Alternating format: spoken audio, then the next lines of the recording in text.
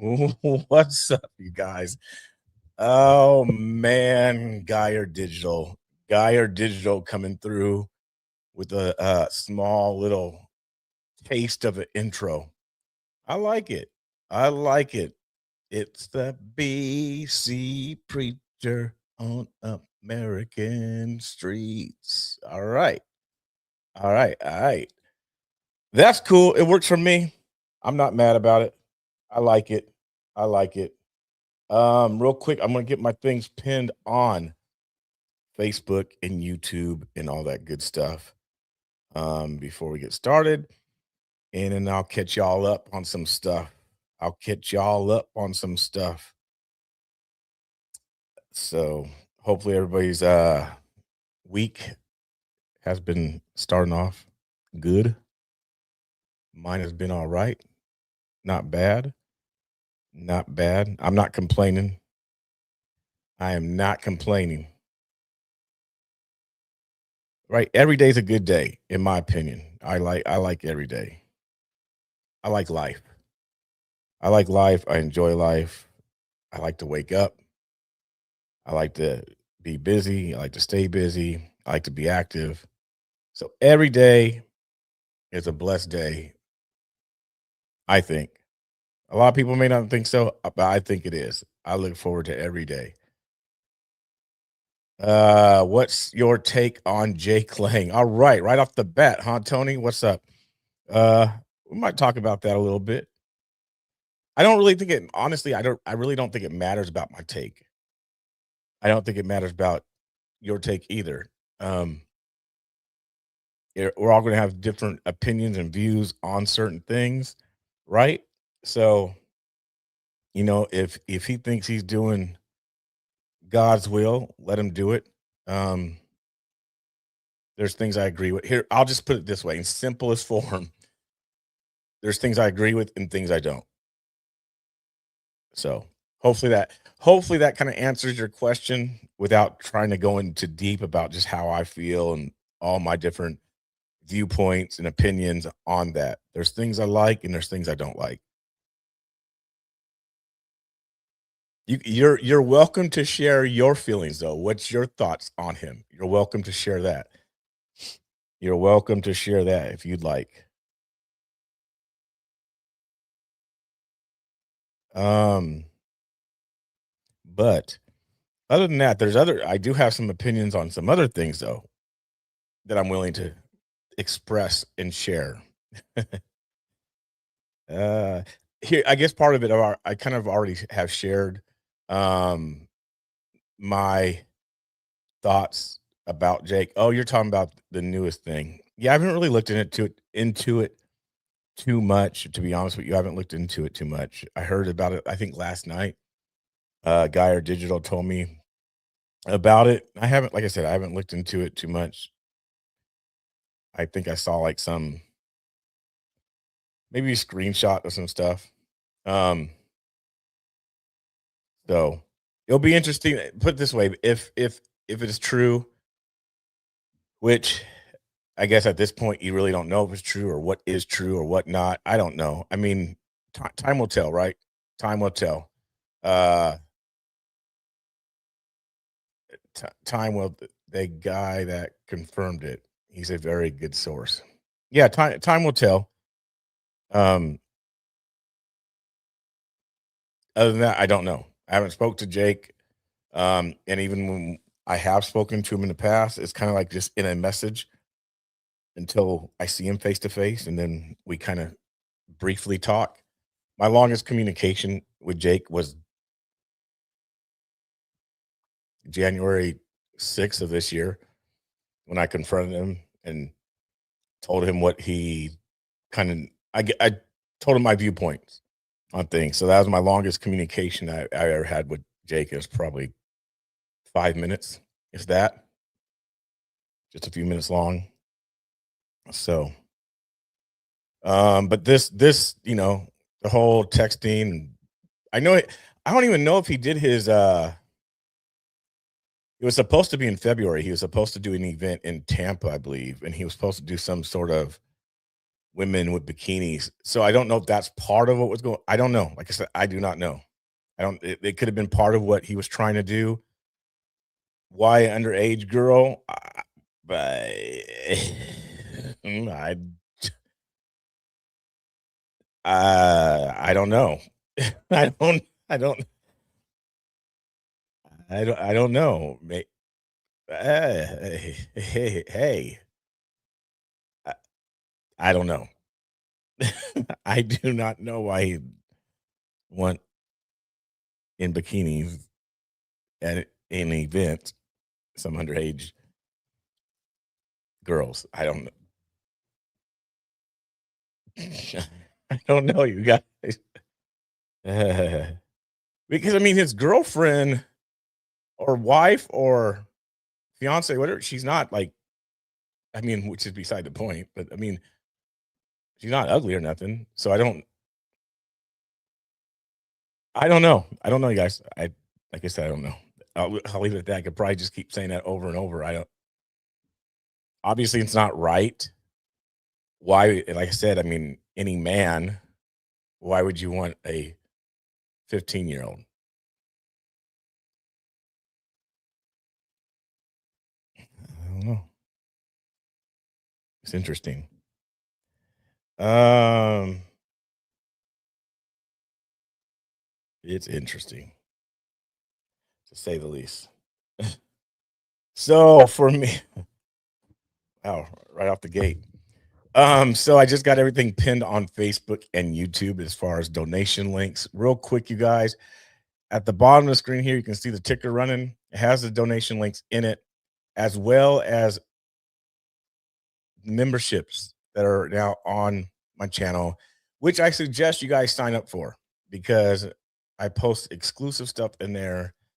There'll be exclusive podcasts, exclusive interviews that you can only see if you're members only, and at times only membership chats as well.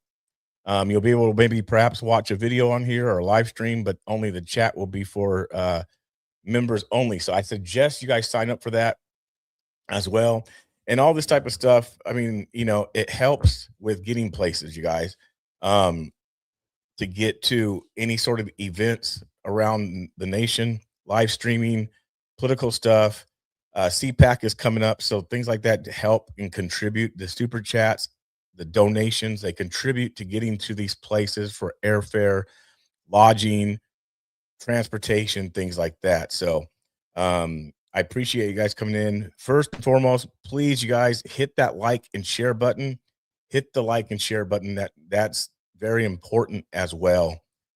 Um, it's very important. The like, subscribe, and share. I know it helps with the algorithm, it helps with the channel, it helps with the content getting put out there and stuff like that. So please go hit that thumbs up. Make sure your notification bell, especially on YouTube, is turned on.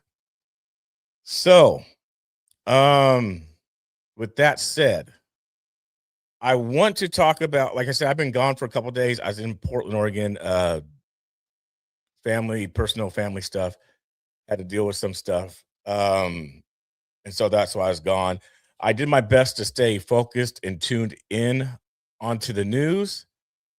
Um, so yesterday Trump did a another like press conference. They've been going on daily almost. It seems like all the press conferences have been happening all the time. I wonder why. A lot going on.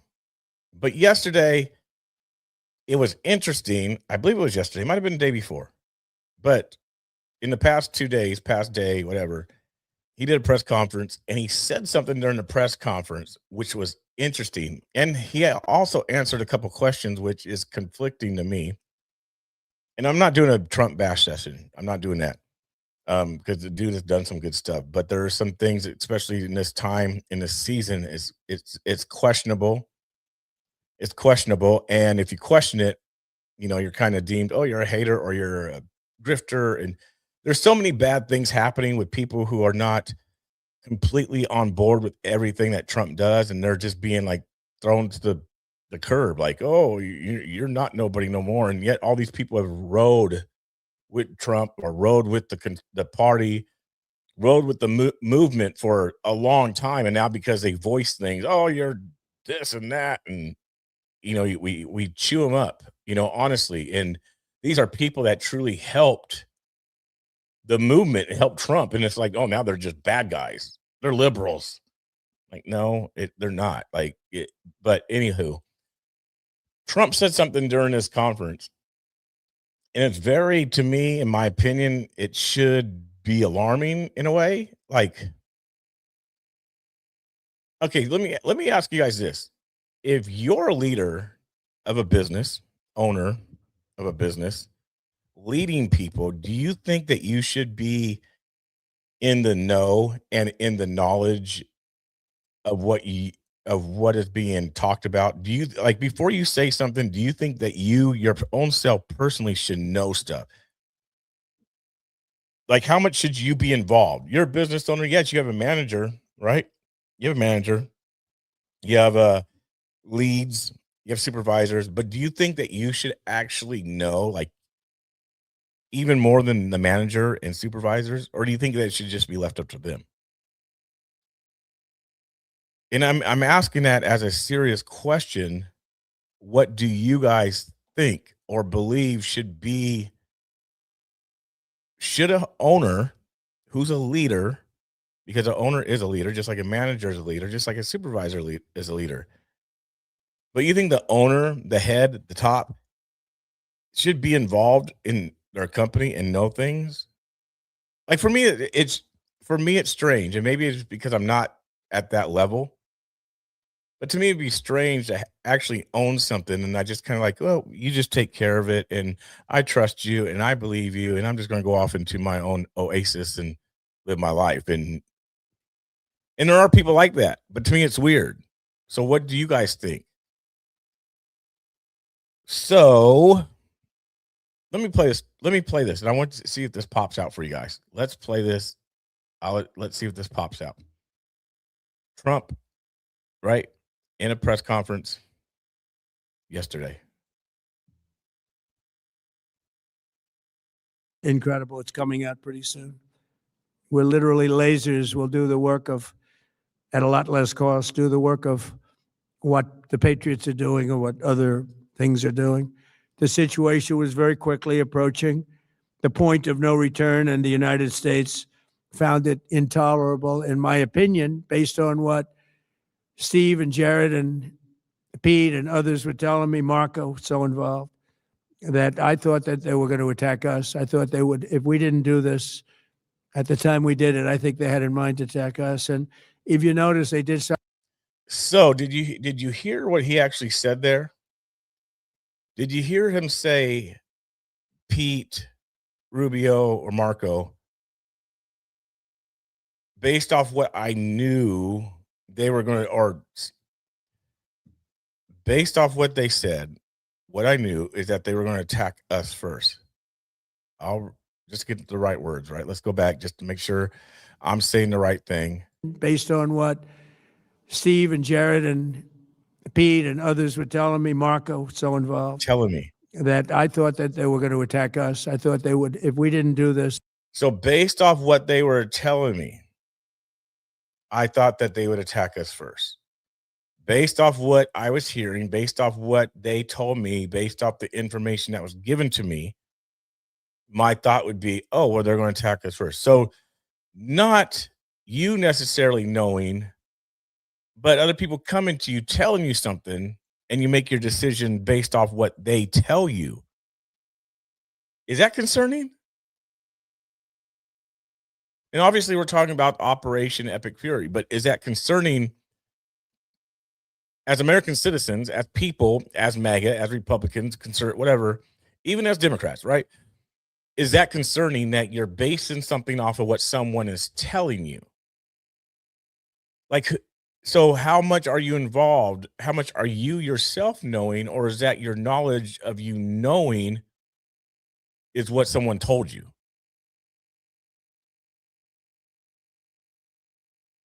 Um, And I get that I get that they should talk to you and tell you, but should you yourself be involved? Some of you are saying no, some are saying yes. And I'm just asking because could I know, yeah, so Robbie says that makes sense to me. Mark and Pete are in charge of Department of Government War, so it would make sense for them to have the most knowledge about that area and be in charge of informing the president. No, that's their job. Mark on Facebook says no. Yes, very concerning. Sounds like there are going to be some. Yes, he should be in charge, or he should be in the know. So they're right. Obviously, there's going to be differences of opinions. Does that make someone here who opposite opinion? Oh, you're not a Democrat. You're not a Republican no more. You're not MAGA. You're not this and that. No, it's just people's opinions. And so that's why I'm asking, because to me, I think he should know, or at least I wonder how much he does himself know, or is aware of things, or has the knowledge of things. Um, and the reason why I asked that also is because of some other things that were said during thus uh press conference, which I'm sure probably some of you guys saw as well. One of them being when he was asked a couple questions, what he answered this lady. He answered this lady based off, and she said something. She actually said something. So, um, let me get. So the first question was this, and and here's another good one, right? Here's another good one. Everybody has their job. He trusts these men and ladies, and we've seen throughout the years that he fires people too. So then again, how trustworthy are these people that he puts around him? People that we've actually thought were like, whoa, they're spot on. Yeah, yeah, yeah, yeah. And then he ends up firing them for something that just went. Look what just happened to Pam Bondi. I don't know if it's a promotion or a demotion, right? But she got fired from the position she is in, or let go of the position she was in. Did any one of us trust her, like her? I mean, again, you're going to have different views, different opinions, but there's a great example. Yeah, he moved her, maybe started another thing just so he didn't fire her. It didn't look bad. I don't know, right?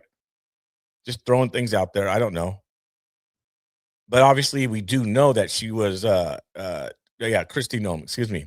Obviously we do know that Christy Nome was fired slash let go from the position that she was in. Right? Christy was let go from the position she was in. Fired, let go, move along, whatever, from the position she was in. We don't know if it was a promotion or a demotion. At the same time, right? We're talking about these type of things. How much is he in a know? He put Erica Kirk in some sort of war position. Now, whatever your thoughts on Erica is one thing or another, right? But when it comes to this thought, putting her into a war sort of department of position, what? I mean, wouldn't you scratch your head and be like, what? Now, I don't know the depth of the position or title, but that to me don't completely line up or make sense. Okay, with that said, again, people are going to have their opinions on it, which is fine. I'm not against people's opinions on things because I'm going to have my own opinion, whether people like it or not. I want to say it, just like every one of you are allowed to say your opinion. I'm not going to be mad at nobody's opinion or thought. I might challenge it a little bit, but I'm still going to voice my opinion, and you guys are all welcome to voice your opinion. No one's going to get banned. No one's going to get timed out. No one's going to have to be removed from the chat because they have differences of opinions. And I'm not going to say that nobody is a Democrat or a fake Republican, or you're not MAGA because you have a differences of opinion. I'm not going to call someone a Democrat. I'm not going to call someone a Republican because of differences of opinions. That's not my thing. I'm not going to do that. Kind of been on that whole train and bandwagon. I think we're so far past that. To me, it's crazy. So with that said, I want to show you guys this and see what you guys' thoughts are on this one. He called on a reporter. Reporter asked a question. And here's what the reporter asked him.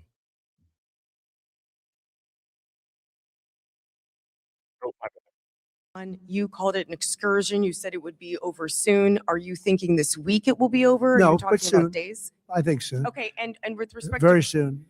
So real quick, you hear him say, he cuts to the case. He's like, no, soon, very soon. And it was almost like he didn't want to answer. Maybe he did. Maybe he don't know. Maybe it's going to be soon. He's probably getting information once again, right? Because he's a president. He's getting intel. He's getting information sent to him. Kind of goes back to what I'm saying. How much is he actually knowing outside of what he's hearing? And the reason why I say that kind of moves into the next part that she asked him and another lady. Because let's be honest, we've heard him, we've heard Pete, and we've heard the other guy at the Pentagon, especially Trump, say how much they have nothing left. That is over. We've wiped them out. They're barely surviving. Have you guys heard that? Just a simple yes or no. I can stand to be corrected. Okay. Just going to be honest with you. I can stand to be corrected. But I have heard that it's pretty much wiped out. It's pretty much, they have nothing left. We're in charge. We're in control, but we can't leave yet. So Jeff on Facebook says, yes, he has heard that. Maybe some people said no. Iran has a lot left. Elizabeth says basically, Iran has a lot left. Like I said, Jeff on Facebook said yes. He's heard that basically there's nothing left over there. We've basically wiped them out. Which, I mean, that's one person out of, several people who are watching that has said yes. Elizabeth said basically, like I said. Timothy said that's what I've heard. Probably no way of really knowing when it will be over. A lot of variables in war. That's a true statement. There are a lot of different things. They have missiles, but launchers are depleted. Trump said today that that Air Force is gone and Navy is gone. Okay. All right. So I'd never assume they have nothing left. I'd continue until they surrender. Okay, great. Look, everything they have is gone, including their leadership. In fact, Everything is gone, including their leadership. Okay, and I'm going somewhere with this, you guys. The reason why I'm asking, because and this isn't the first day. It's not like this is like breaking news. It's been being said for the past, let's say Wednesday of last week.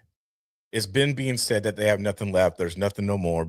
Okay, fine. There's nothing. They have nothing left. They're completely down. They have nothing to hit us with. We're annihilating them. We're cleaning the house. Whoop-de-woo.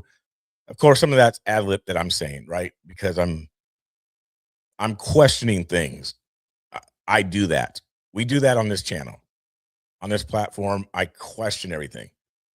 Even in interviews, I question and ask questions. So we're hearing this, right? 2 levels of leadership, and even actually, as it turns out, more than that. But 2 levels of leadership are gone. Most people have never even heard about the leaders that they're talking about. So it's obviously been very, very powerful, very effective. Okay. to Cuba, you said that Cuba wants to make a deal. Yes. What would the United States get in return for that? And why should Americans trust Marco Rubio to negotiate it? Well, I'm not going to talk about that piece of it regarding that, which he's question everything false because the son is not in charge now. See, and here we go. Is the son in charge? Is he not in charge? Or are we just listening only to American sources and not completely global sources. Because yesterday or day before, actually, it came out last week that he was going to be in charge, or maybe a few days after that, the son was going to be in charge, and stuff was reported yesterday that he was in charge, that his son was in charge. Um, so it's just like I said, things are just interesting to say the least. So why should he tell the world everything he knows? I'm not saying he should.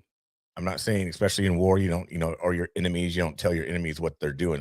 I completely understand that, but I think the problem is you have us as American citizens, and we're like, we don't know, and it's keeping a lot of people on edge. We're in the dark. We're not knowing the truth, and I think, and that's a problem when you're talking about war, right? Because like, oh, you can't tell American citizens everything because we're in war. We can't tell them what we're doing because the enemy's watching. So I get all that, but it still puts people in a it's hard to end up trusting the government, no matter who it is. I don't care if it's Trump, I don't care who it is. You end up, well, can I trust my own government if they're not going to tell us the truth? And that's the scary part about this, because you could actually lose trust, you can actually lose a base.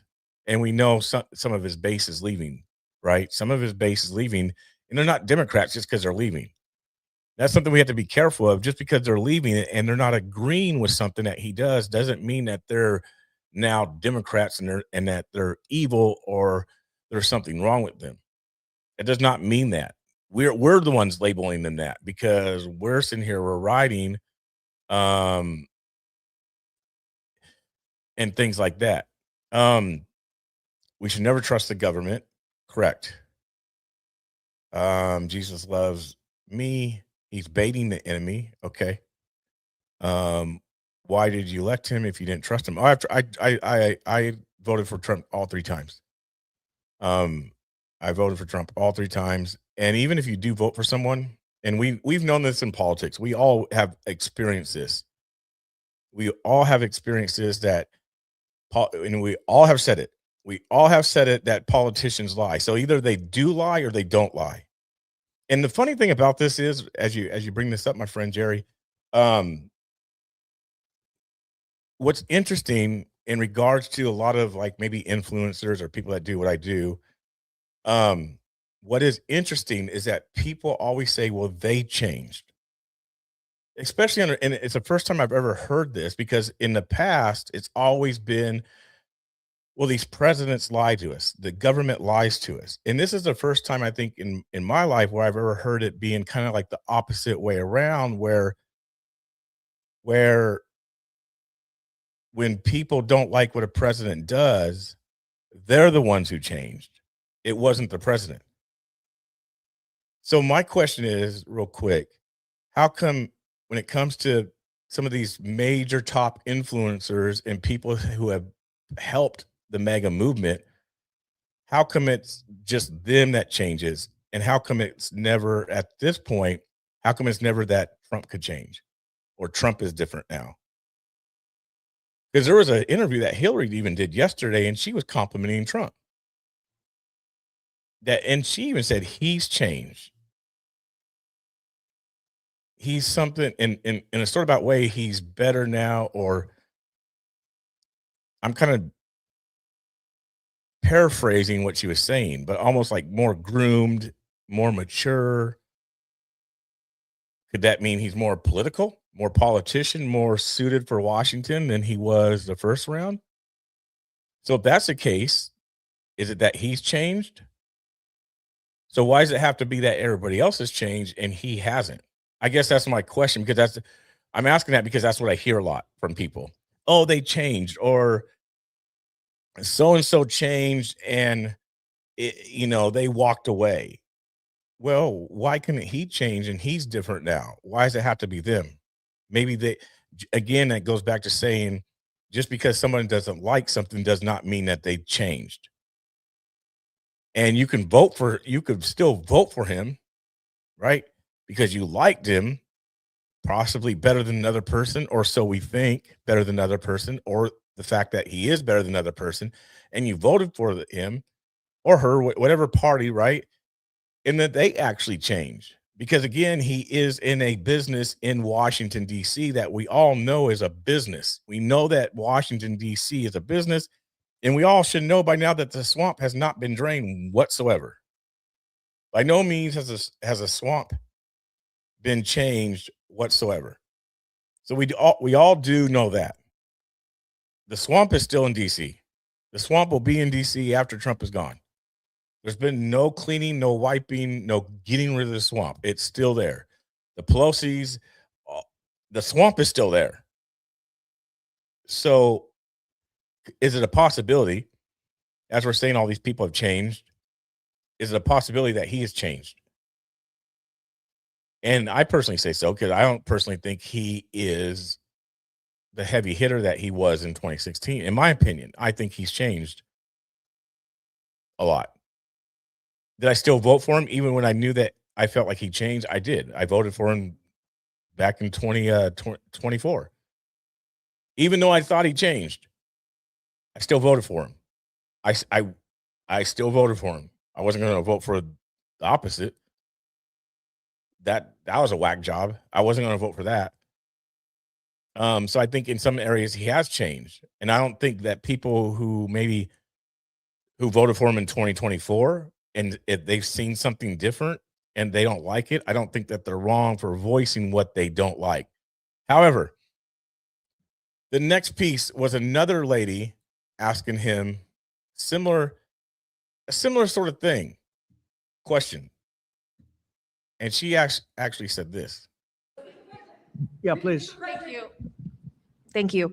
Mr. President, you've said the war is, quote, very complete, but your defense secretary says this is just the beginning. So which is it, and how long should Americans be Well, I prepared think for you could this war say to it last both. for? It's the beginning. It's the beginning of building a new country, but they have no Navy. They have no Air Force. They have no anti-aircraft equipment. It's all been blown up. They have no radar. They have no telecommunications, and they have no leadership. It's all gone. So, you could look at that statement. We could call it a tremendous success right now as we leave here. I could call it, or we could go further, and we're going to go further. But the big risk on that war has been over for 3 days. We wiped them out in the first 2 days. When you think about it, it's incredible. We wiped out a big Navy, very powerful Navy. So he's saying it's wiped out, right? It's wiped out. He said the first 2 days.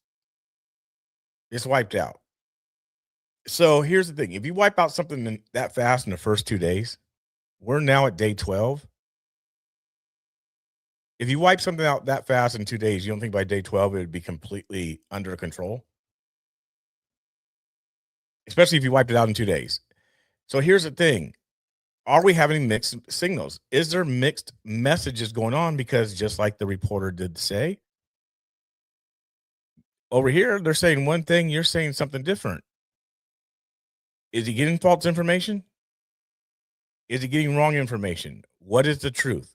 Should they be on the same page? If they're relaying something and holding these press conferences to the American people, should it be across the board? Should it be the same? Should it be different messages? Should it be confusion? Because that's actually what's going on. He's saying you guys heard it out of his mouth. In 2 days, it's wiped out. So let me ask you guys this question then. How do I know that? How do you know that? How do you know if we wiped anything out? If kind of going what Jerry was saying, that we're not supposed to know everything. How do we know that everything is wiped out? How do we not know that everything is wiped out? How do we not know what Iran's doing? What do we know? Right? If we're not supposed to know nothing because it's war, it's 5D chess or 10D chess or 4D chess or just chess regular, what do we know? We only know what's kind of being told, right? Because we're not supposed to know. Because it's war. So we're not supposed to know. So then how can we trust that if we don't even know? Or we're only or we only know a little bit, right? Because we're really only knowing what is told to us. Because more than likely, many of us are not believing footage or reports that people in Iran is going to say. What if what if they're saying something completely different? More than likely, we're Americans. We're not going to believe that. It's fake, right? Because we're trusting our network. We're trusting our leadership. They're telling us the truth. But again, how much of the truth are they telling us? Because she just asked the question, which was a valid question based off what our government is telling us, right? The question was based off what our government is telling us. And So, you could look at that statement. We could radar. It's just the beginning. President, you've said the war is, quote, very complete, but your defense secretary says this is just the beginning. So which is it, and how long should Americans? so you have one defense secretary who's involved in war saying one thing, he's saying it's very complete. That's a conflict of interest to the American people. So which one is it? Right? Defense is saying one thing, you're saying another. How long should Americans be Well, I prepared think for you this could war say to it last both. for? Complete, but your defense secretary says this is just the beginning. So which is it, and how long should it? So this is just the beginning, or it's over. You can't have it both ways. And I mean, honestly, for him to say, "Oh, well, it's just the beginning for us to rebuild," come on, really? We know we're talking about war. Okay, 5D chess, whatever. It's a move. We don't want the enemy to know. I get that. I mean, there's things. Hey, look, I got members only, right? Because guess what? I'm not going to give it all to the public. I get that. I get you don't want everybody to know things like that. I think all of us understand that. But we're not really talking about that. We're talking about to the American public. Gases, oil, food, production, livelihood, economy. It all is going to matter, right? Are we going to get attacked? What's the threat? Is it a real threat? Is it not a real threat? Is it a fake threat? Because if it's not a real threat because we've knocked everything out, well, then we won't get no threat at all because they've knocked everything out. So I guess my question is, how much can he trust the people around him, for one? And whether he trusts the people around him, how much should a president, again, be involved? Should he be involved maybe more than he is? Should he be in the know more than he is? That's more of my question, because if not, then you're sitting back and you're not even paying attention to what's going on in the world. Because guess what? I got Jason over here to pay attention to this. He'll tell me. I got Susie over here to pay attention. I got Jacob over here telling me he'll pay. He's paying attention. He'll let me know. I'm just waiting for intel to come to me, different pieces. Because I'm not in. I don't want to. I don't need to. I own my own business. You guys handle it. Just come tell me. You're not really in the know. You're really not in it. And I would think that part of the people who voted for him, part of the base was because he was a president or person who's involved. But has he stepped back from that involvement? I don't know. I'm kind of like just asking, throwing it out there as I'm talking. I just thought that some of these questions were good questions, and how he answered them were very interesting, in my opinion. And now I'll finish this piece up so you guys get the full context of it. Americans be Well, I prepared think for you could this war say to it last both. for? It's the beginning of building a new country, but they have no Navy, they have no Air Force, they have no anti-aircraft equipment. It's all been blown up. They have no radar, they have no telecommunications, and they have no leadership. It's all gone. So, you could look at that statement. We could call it a tremendous success right now as we leave here. I could call it, or we could go further, and we're going to go further. But the big risk on that war has been over for 3 days. We wiped them out in the first 2 days. When you think about it, it's incredible. We wiped out a big Navy, very powerful Navy. So Navy, You know, these were ships. These were serious ships. These were wiped ships out. that you buy when you want to win battles. They're all on the bottom floor. The sailors are all running off their ships. They refuse to get on the ships. The Air Force is gone. Everything's gone. The missiles are down to a trickle. Down The drones are down to probably 25%, and they'll soon be down to nothing. We'll have where they manufactured the drones are under fire as we speak. They're being hit. So the rest is going to be determination as to my attitude, along with the people in the Trump administration, what we want to do. Thank you.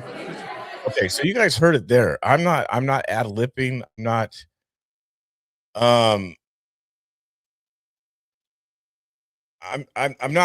not adding to. You guys heard him say they're wiped out. I mean, the Air Force, the ships, the rockets are down. He said it was done with the first 3 days. I'm not saying that. He, as a president who some are saying that is very involved, he's actually saying that. That's coming from the top. It's not Pete. It's not Rubio. It's coming from the top that he is actually saying that it was done 2 or 3 days into it. Okay. And again, I don't know if we should ask questions or if we're allowed to, or if we're allowed to question, wonder, think what's really going on.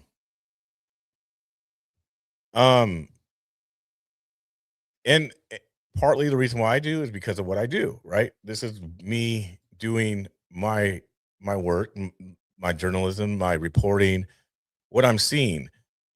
Okay, so if all this is the case, right, and things are wiped off and we're in charge, we're in control, everything's being handled right, well, then my question is, why are things like this happening like today?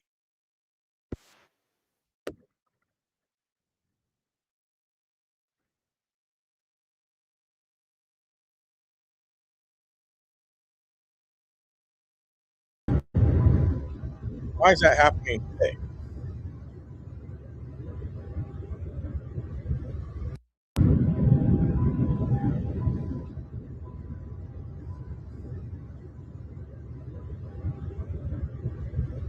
Well, this is considered, right? That's the oil. That's the U.S. oil. Goes massive fire after Iranian drone struck. Okay, so again, we're told that everything's down. We've won. It was wiped out. All their stuff, their missiles are down. Okay, so if their missiles are down, and everything is basically down to nothing, this type of stuff really wouldn't be happening because that's a good target. Let's hit their oil. Wouldn't it? I mean, that's what we're told by our leadership, that they're practically wiped out. So that means there'd be no more really bombings going on from their side because it'd be wiped out. But yet they're bombing every day. Yesterday was an oil tanker. Today it's another oil thing. So should we not question that? Especially we're 12 days into this, right? And 12 days ago or 9 days ago, it was completed. They were wiped out 9 days ago. Navy, aircraft, missiles are really down, but yet every day is missiles. Every day is a drone attack. And they're hitting important stuff. They're hitting important stuff. It's not like they accidentally hit. They're hitting important stuff, oil stuff. That matters because it's our economy, right? That matters when the price of oil goes up, don't it? That Iran is actually hitting the oil stuff. And we've seen footage, right? And it does finally end up making it to Fox. But a lot of times I've been reporting the stuff a day before it even makes it to Fox. I've said some things before it even makes it to Fox. just like the new threat that came out. Is that a real threat? If they're wiped out, why would we have a threat going on if they're wiped out? So we got an hour ago, we get a alert, a threat that what is it?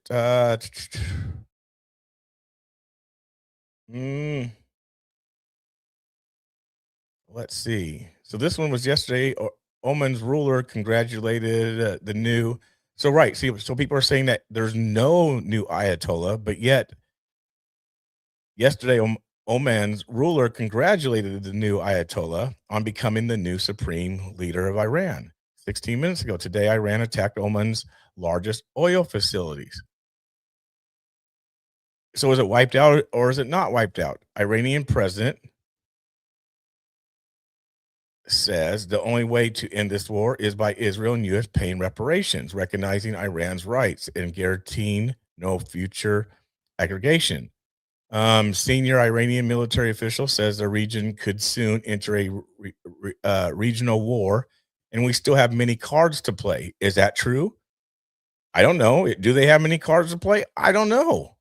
Do we have many cards to play? I don't know. Are we down? I don't know. Are they down? I don't know. And that's what I'm trying to say. I think we have a right to question these things and not.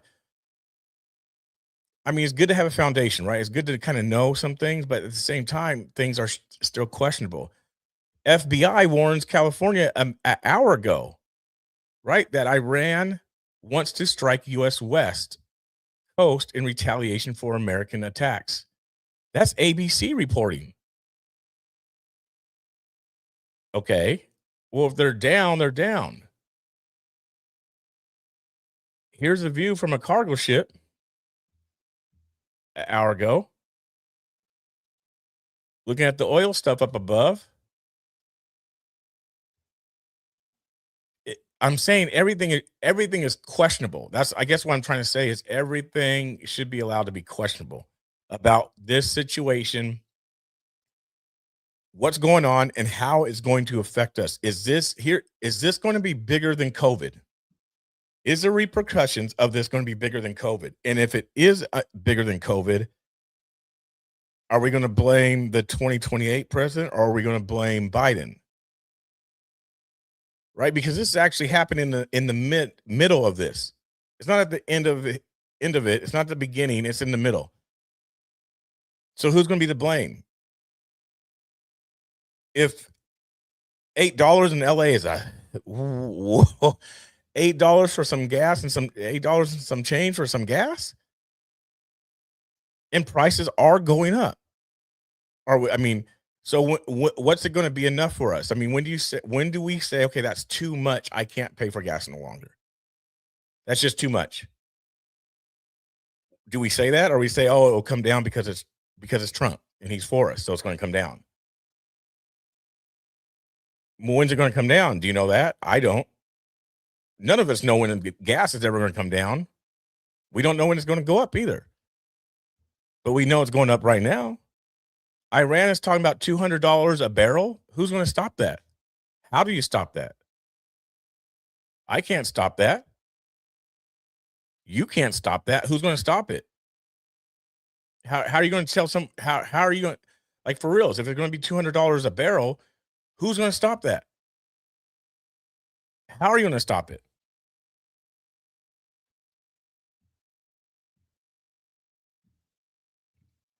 I guess that's what I'm saying.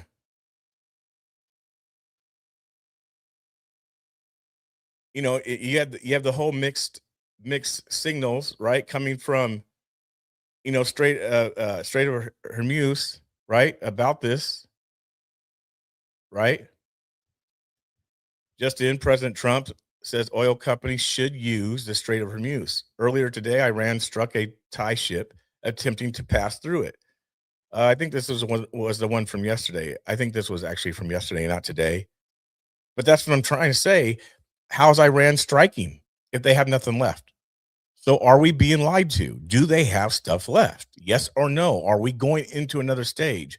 Why are we still sending B-2 bombers there if there's nothing left? remember, they were wiped out 2 or 3 days into this. So a week and a half ago, they were wiped out. So we're still sending bombers, even though they were wiped out. They're down to a little bit of drones. Are we sure? Like I said, isn't this type of stuff questionable, or should it be questionable? And this is just one outlet.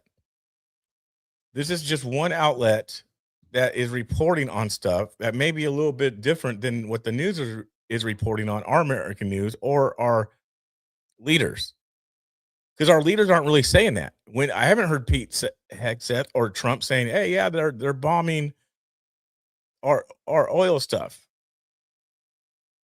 He has said that if for the ships to be escorted through. I've heard him say that.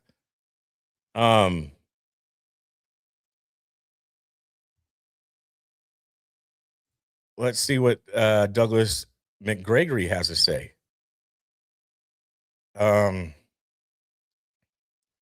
War without strategy is war without an end. That's what he's saying here, right? Washington is now trapped in the logic of this statement. Politicians and the generals they favor tend to treat the potential for stalemate or operational failure with less attention than it deserves. Politicians always want a brief war with few casualties, a solution that will cost a few billions, not trillions. War without strategy, obviously, he said again, is war without. So his latest thing, this was 13 hours ago, he's talking about the same thing. Drone strikes facility housing United States diplomats near Baghdad, right here. 18 hours ago. 18 hours ago, he says drone strike. So another drone. So we have 3 drones that hit some major stuff. An oil tanker, a oil field. Now you have a drone 18 hours ago, plus drone strikes facility housing United States diplomats near Baghdad airport. Did we hear about it? Remember, it's all wiped out. We're good. He says the war in Iran is not ending anytime soon, but President Trump says it's basically stopped. So who's telling the truth? Or we don't know because it's war, right? So who is Douglas McGregor? Well, he's on Fox a lot. Army colonel, retired combat vet. I mean, here's a little bit of his resume. Consultant military TV analyst, advisor. So there's a little bit of his resume. Is he legit? I mean, are we going to say he's not legit because he's saying that the war is not coming to an end anytime soon? So that makes him he must be against Trump, or he don't know what he's talking about. Right? Is that what we would say? I don't know. It's sort of in the same category as well.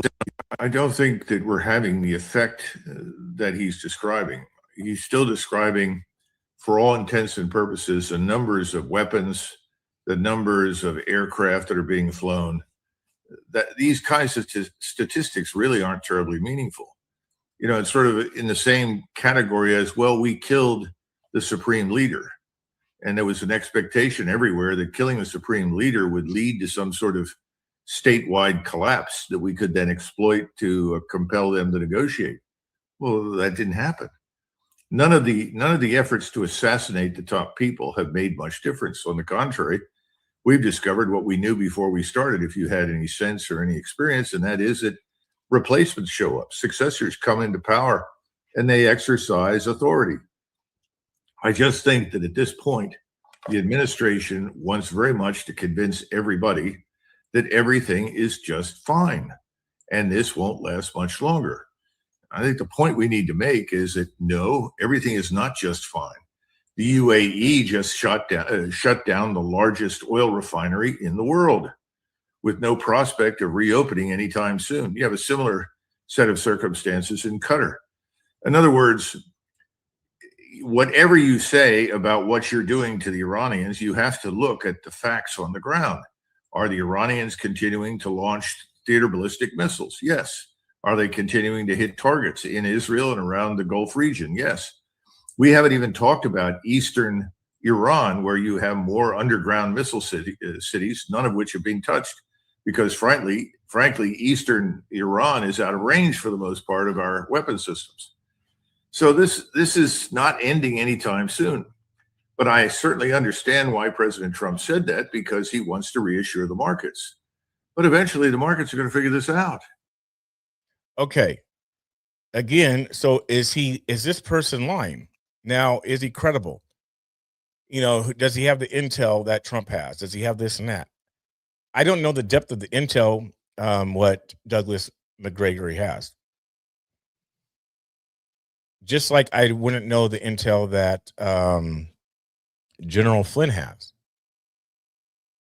Right?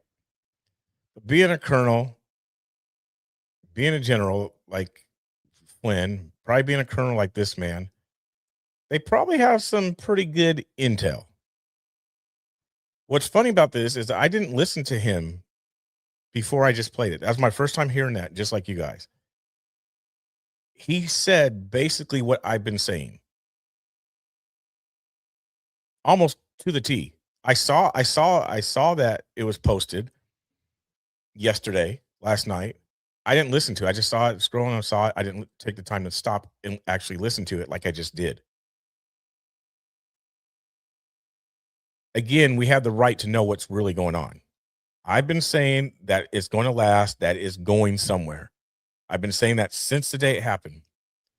2 weeks ago, Friday night live streaming, I said, this is going somewhere. This is actually going to be a war. Nope, Trump has it under control. We're going to nuke them. We're going to take care of them. We're going to wipe them out, yada, yada, yada. People, obviously people are saying that as well, just like people are saying it's actually going to be a war. Well, those people who are saying it's going to be a war are crazy. They don't know what they're talking about. They're against Trump. They're against the MAGA movement. Don't listen to them. They're lunatics. Alex Jones, all these people are stupid people and yada, yada, yada. So regarding who this person is, I was told to actually, if I want to know about what's going on over there, is to actually listen to him.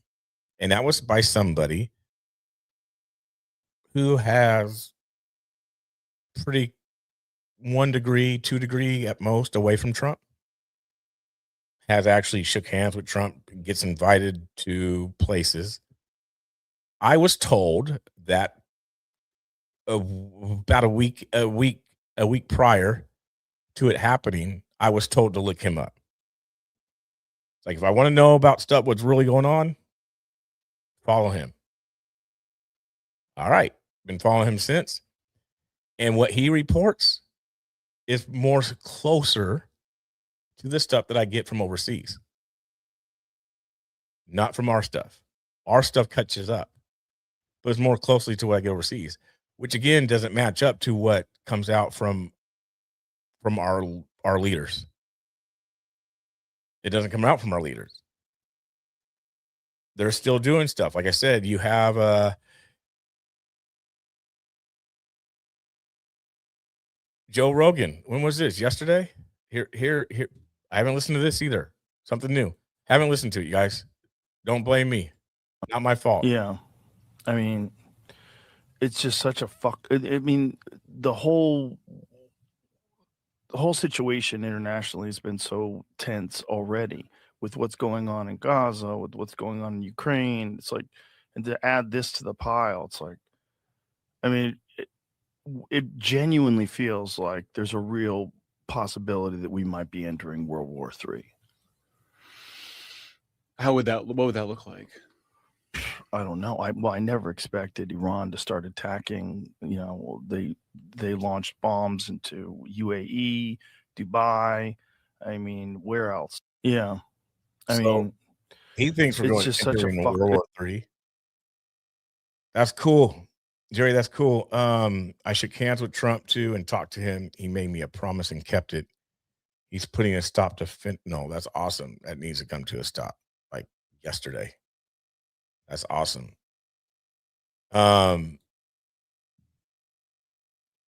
Yeah, so I mean, there's 19 hours ago, Channel 12, Israel reporting several injuries following Iranian missile strikes near Tel Aviv.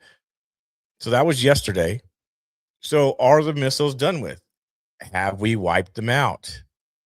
CNN reporters forced to take cover. Um, yesterday, or this is March 10th. Yeah, yesterday. Senators now believe the United States will put boots on the ground in Iran. Well, why? If it's wiped out, why do you have to put boots on the ground? Remember, it was done. It was done with.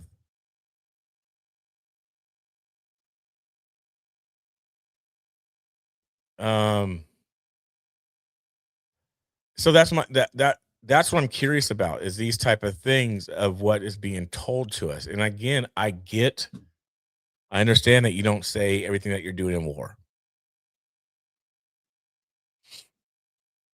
I get that. I do. I understand it. Tennessee, the criminals being picked up as a result I of. I do understand it. So, Baker, you're in California. You are in Little Mexico, I still have to follow all surrounded, this stuff. surrounded by the non-whites. What do you think about this white dating site that they're calling a bunch of Nazis? Dude, I'm gonna put on Romper Stomper right now. No, Let's I'm see this kidding. one. No, listen, it's the thing about California is all the blacks and the Hispanics, they all hate each other. The Asians hate everybody. So this like mecca of multiculturalism, it's all a lie because they're all racist. Oh, you don't have And to if tell you me. Listen, Let's I see. grew And up in and the I'll turn Bronx. on. You want the Bronx is like the I'll turn on epicenter this, of the multiculturalism, and live it's feeds like from overseas tribal over there in warfare down Beirut. there, where Oh every yeah, it's ethnic brutal. group, bands together and is like literally at war with each other all the time. Trump on Iran, for them, it's a war. For us, it's turned out to be easier than we thought. They had thousands of missiles, 8,000 missiles. We got many of them before they got to launch. We are knocking out the drone plants. This was 17 minutes ago, reported by Breaking 911.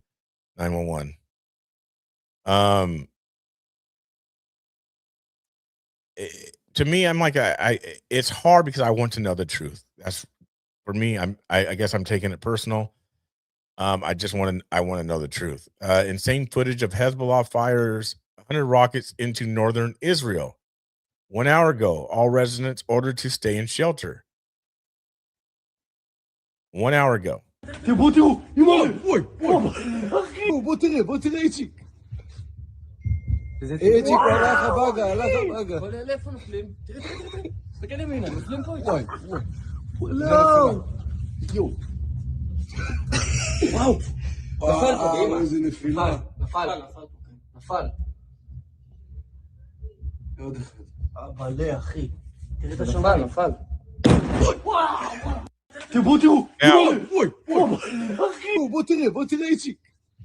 Breaking 911 is a pretty good, reliable source as well. Raw alerts, pretty good, reliable source. That's again, FBI has warned numerous police departments in California that Iran may seek to retaliate for recent U.S. attacks by potentially launching offense drones targeting the West Coast. Yeah, here's breaking news in case you guys want to know. We have an anniversary today. 6 years ago today, COVID-19 was officially declared a global pandemic as countries around the world shut down in an effort to slow the spread of virus. Yeah. Yep. Confirmed violent tornado. That's, some U.S. news there. Multiple explosion, Pennsylvania storage unit yesterday. So again, and here we go. Like I said, we get reports. Officials at the Pentagon have reported and confirmed that as many as 150 U.S. military troops have been wounded during the ongoing conflict with Iran. All that stuff to me is just concerning. It really is. It's concerning. It makes me question. I want to know what's happening. I want to know what is happening. I didn't do the vax either, you guys. By the way, I did not do it. I actually got fired from my old job. I did not do the vax. That's one thing I can say I did not do. I did not do the vax. I didn't take it. We were put into lockdown on Friday, the 13th in March 2021. Trump is actually, I think, getting ready to do something in Kentucky. So I want to bring that to you guys live here in a minute when he does that. In the meantime, though, you guys make sure you guys go and sign up to be members on this channel. You're not going to want to miss out on the stuff I'm going to be doing. So sign up to be a member. And then again, I'll let you guys know that super chats and donations help to get places. CPAC is coming up in the end of this month. Would like to get down there to Dallas, Texas for CPAC. And while I'm there, I'm thinking about maybe hitting up their No Kings protest, which will be that Saturday. So in Dallas, Texas. So if you guys would like me to get down there, consider contributing or helping where you can. PayPal, Venmo, Cash App, Zelle, buy me a coffee. It definitely goes toward those type of things, airfare and lodging, hotel, all that type of stuff. I'm going to switch over to this for a few so we can see what's happening over in Beirut.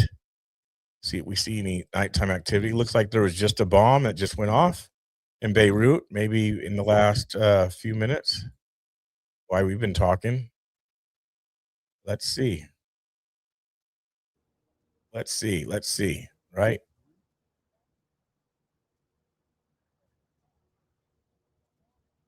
A few minutes ago, I think it went off. Let's see. Yeah.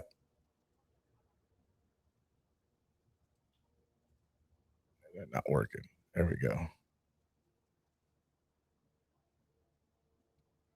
Got the volume on. It looked like it hit somewhere right out here. So just a few minutes ago, what their time right now? It's about right about 11 o'clock at night. 11 o'clock at night right now. Getting ready to go into the morning time. Getting ready to go into the morning time. Also, you guys, make sure you guys like, subscribe, and share, please. Like, subscribe, and share this out the channel, please. If you guys like it. Hey, some folks may not like it. Just being honest, may not like it, but it's great. I promise you it's great. Nothing better. There's nothing better. Just it's great. It's great. I promise you. It's great. Just keep an eye out right here. We're completely wiping them out. We're wiping them out. We are wiping them out. Just watch. You'll see.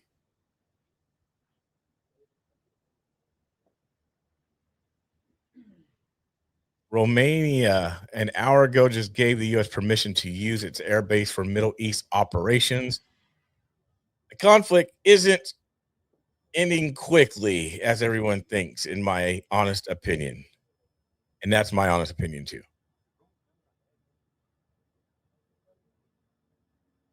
So just pay attention. You'll see it gets smashed. It gets rocked. Beirut. So that I think the Beirut attacks is from Israel, I believe, if I'm not mistaken. I could be wrong. I don't know. That's why I could be wrong. I don't know for certain. I'm gonna look up the press conference that Trump's gonna be doing, taking remarks. I want to look that up real quick.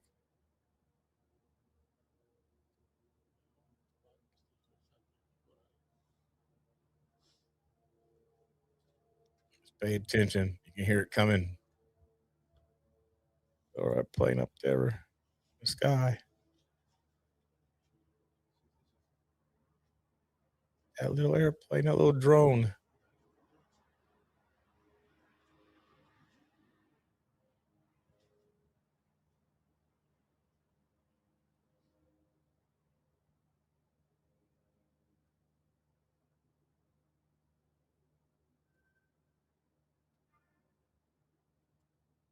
Middle of the night.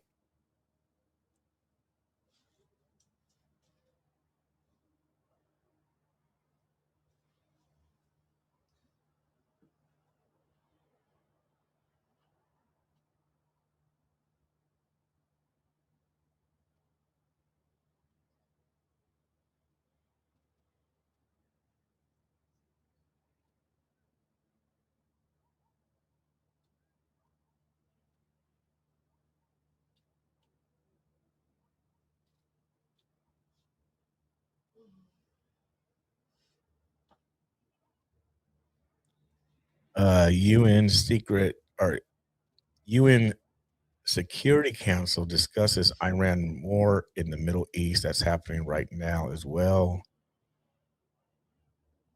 UN Secretary or Security Council discusses Iran war in the Middle East.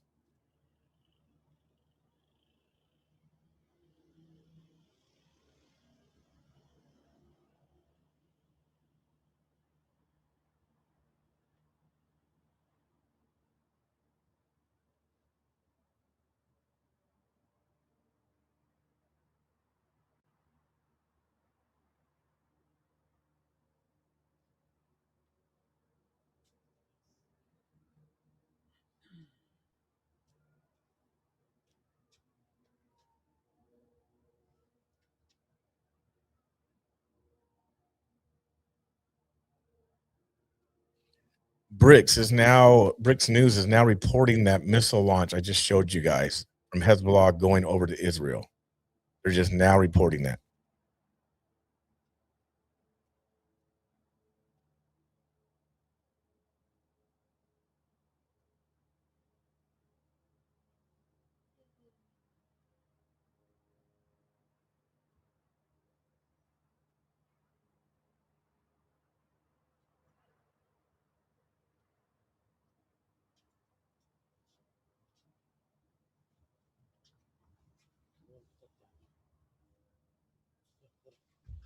Nope, there went bomb. Here we go.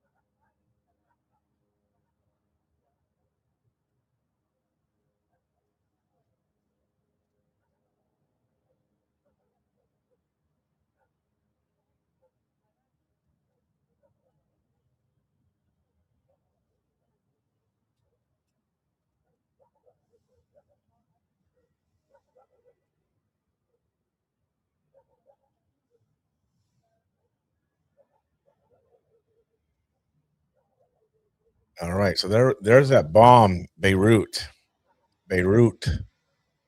Breaking, Iran says it will target all American banks tonight. I don't know how true that is, but that's just something that's coming out from World Affairs. Breaking news, geopolitics, war monitoring. Yeah, that's what they're saying themselves. That's 3 hours ago. Iran says it will target all American banks tonight. I can show you it so you can see it yourself. Let me do that. Again, I don't know how true it is, but see it right there. That's what they're saying.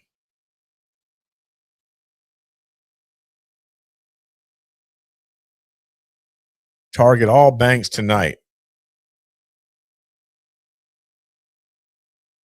Could be true. Right? Could be.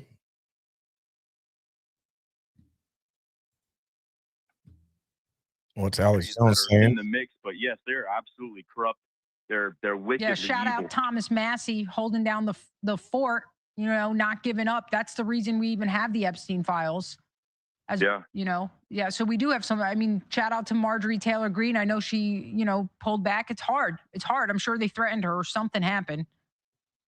Yeah, definitely, absolutely. And there's definitely just a list of good people that are really good-hearted patriots. Alex Jones himself, Yep. you, me, Thank you. just people that are real people and want the best for the country. I'm not very.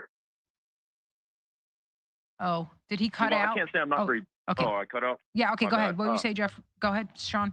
So I think the reason why Trump's moving on Iran is the fact that they were in a vulnerable position. Them being that third leg of a very strong three-legged stool, Iran, China, and Russia.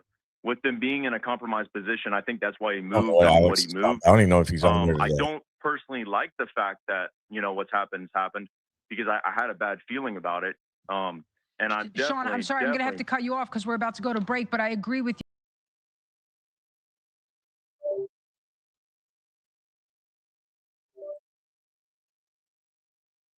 I'm not even sure what they're talking about today on there.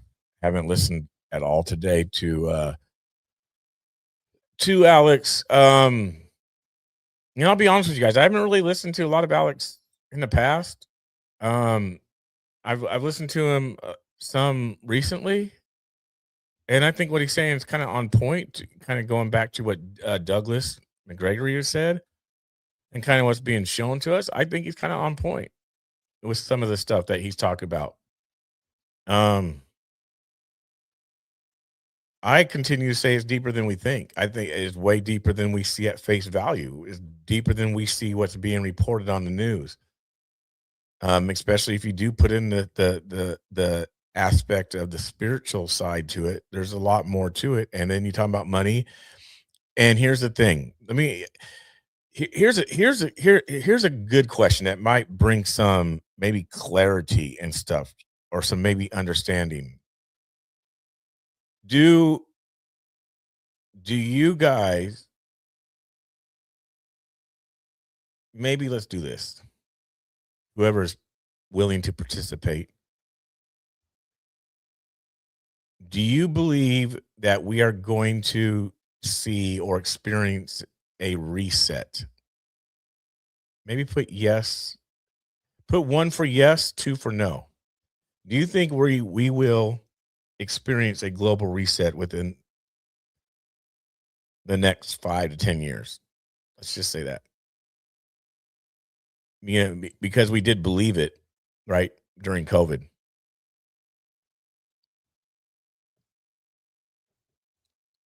A global reset, yes for 1, 2 for no.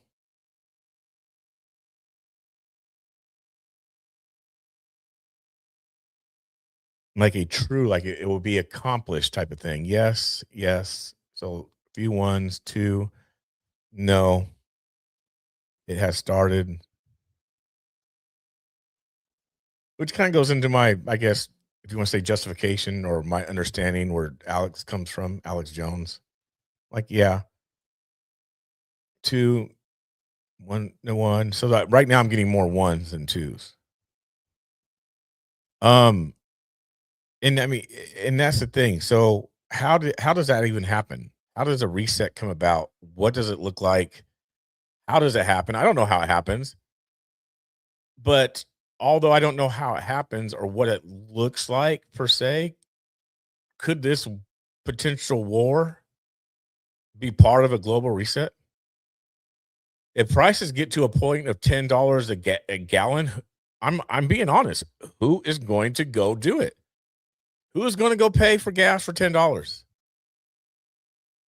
And I think a global reset will happen once the American people either 1, do a rise up, or 2, have truly had enough. And if you're still buying stuff, honestly, if you're still buying stuff because you have to, then you haven't had enough yet. And I think they're trying. I think they're trying, and the whole peace and strength to the Middle East, for me, I don't believe it. I think it's garbage. For me, I know, and okay, don't hate me because I say that. I'm just going off biblical stuff. The whole peace in the Middle East, and we want peace worldwide, and peace this and peace that. I'm not for it. I'm not for it whatsoever. That don't mean I'm for war. That does not mean I'm for war, but I'm not the whole I'm going to bring peace. We're going to be peace. And it's dangerous. It's unbiblical. It talks about that in the Bible. But there has to be a reset. And they've been trying for years. I don't care if we're talking about just the left, or if we're talking about just the right, or if we're talking about both of them coming together and doing it, or if we're talking about globally. There's going to be a reset. They're going to reset everything. And I think they're trying. And I mean, you're having all these countries involved, right? I'm just saying. Just saying it's a possibility.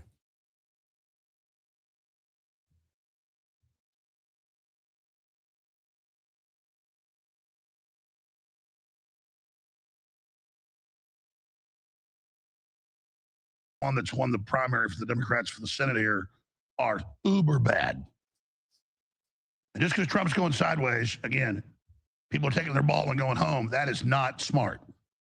And that is not what I'm doing. But I have been totally right about what would happen, which it's all been working, been studied. I'm not the only one that knows this. My God, it's like saying don't pour gasoline on yourself and light it. Don't run up and start beating a giant beehive with a baseball bat. Don't take a scoop of cyanide and snort it. But I do point out that I've been exactly right and been really criticized by the white pillars that just worship whatever Trump does and say that's treasonous. You work for Qatar if you question it. And that's I've been true. right again. So I'm only pointing that out so that when I tell you what's coming next. That's true. And that's what happens a lot. You say something that you don't like that Trump's doing, then you're labeled, oh, you're Qatar, you're Muslim, you're Democrat, you're against him, blah, blah, blah. And a lot of times we need to pay attention. A lot of times we need to open our eyes and see things. If we can only see things on the left and just how bad or crooked they are, then we also need to be able to see things that we end up doing on our quote unquote side. Because we don't do everything right. On our side, we do not do everything right as much as we may think we do, or believe we do, or hope that we do. We don't do everything right. We do not do everything right, especially with who we know who is Trump's spiritual advisors. That is a huge red flag. That should be very telling that there is stuff wrong. Right? That should be very telling that there's stuff wrong with the spiritual advisors that he has. Just saying. So I mean, that's I do listen to it all.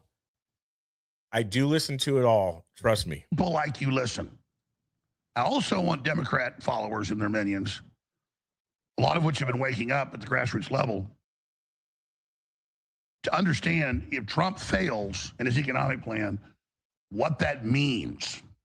If you think the economy's been bad for the last 4 or 5 years, it will look like a wonderful time compared to what's going to happen under the Great Reset. And we were defeating the Great Reset. We were dismantling the Great Reset.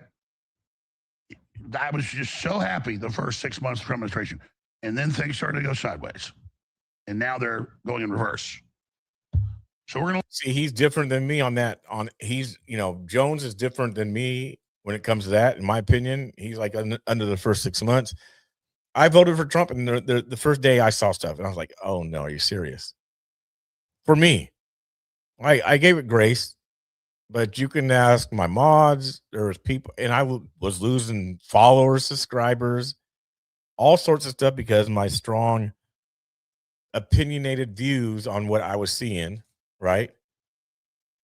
And there's actually been some people at that time that were like, no, you're crazy. I mean, some people, I had friends even at church were like, oh, you're going like Tim Walz style on us. I'm like, no, I'm not going Tim Walz, but there's stuff. And now those people have came back and actually apologized. Said, yeah, I'm kind of seeing some stuff. I'm like, yeah, not to pump my chest, but there was things that I was seeing. I'm like, hey, this does not look good. I think, and again, I'm going back to say I think Trump has changed me. I'm saying, yo, it's not the same Trump that I remember. He's changed. And then, like I said, some people have seen stuff over the past 6 months and are like, okay, I see what you were saying. Like, yeah, it's still there. I mean, it kind of sucks, because we voted for this and it's kind of different. It's different than what I thought or expected. And that's with everything that's going on. Everything that's going on. Like, what is what? What's up? What's down? If we can't get the answers, okay, something's weird. Something is up. And that's where I'm at. There's things that are up that are not looking the best. That are not looking the best. Play it all out today, and I'm going to take calls early in the transmission. I know it's hard to We listen to his voice, huh? Great comedian in studio, fourth hour, Leonardo Joni. Very controversial. Mike Lindell will talk about all the latest election fraud news. We learn the FBI secretly seized election records from Arizona's largest county as voting probe expands. That's an area that Trump's actually getting some traction on. And more. But in the first 2 hours, we're going to cover geopolitics, economy, news, culture, the raid on Zorro Ranch, more Hollywood elites coming out admitting that there's massive Satanism going on that they witnessed themselves. Ooh. It is a big, big broadcast today. We can't hate on the other side. Remember, you're the Paul Revere's. So start. Can't hate on Alex Jones because he actually does get stuff, you guys. He actually gets some stuff. And conspiracy as it is, there's always some truth to conspiracy. And sometimes it can even come out later that it's like it was completely facts, which we have seen in many times. I'm not like just here to promote Alex Jones. I'm just saying that there is some news. There is some exclusive stuff that the dude gets. He ain't just bad. He isn't just bad. I don't know where he's at even in this show. I was just gonna scoot up a little bit, but let me see. He does this every day. Done on October 7th. It's the same story over and over again. But even Israeli top government advisors are now leaking to the press over there saying, ooh, we probably shouldn't have done this. This is out of control. You think so? So the arrogance, the bravado, the hubris. That actually said that the Strait of Hormuz is open and Iran is exporting oil. Bare minimum is going to wreck the world economy. Could kill the U.S. petrodollar. It's doing that. We were turning the country around and exerting force properly and doing good economic deals, and the country was coming back. And now this. And I just reported the facts Saturday, Sunday, Monday, and I got massively attacked everywhere. Of course. As a Qatari agent and a traitor, and I love the mullahs, and you're an idiot, watch. They're going to fall in days. And it didn't happen. Just like when I said the Trump administration tried to cover up Epstein a year ago. This will only make it bigger. These are no-brainers, people. Look at these headlines. And these stories are true because we have the inside sources. How Trump and his advisors miscalculated Iran's response to war. I can tell you how. And it goes into how they really believe they would fall within 2 to 4 days. We already know this. They admitted it. Okay, so that's interesting. So, and again, going back to what I showed a little bit ago, which is why I showed it, right? Why I showed a little bit ago is Trump said it was, Trump said it. Trump said it was exposed. It was done in 2 to 3 days. He said 3 days. They're wiped out. U.S. officials, June's 12-day war. U.S. officials have had to adjust plans on the fly from Hastily ordering the evacuation of embassies to developing policy proposals to reduce gas prices after Trump administration officials gave a closed door briefing to lawmakers. Tuesday, Senator Christopher, Democrat of Connecticut, said on social media that the administration had no plan for the Strait of Hormuz and did not know how to get it safely back open.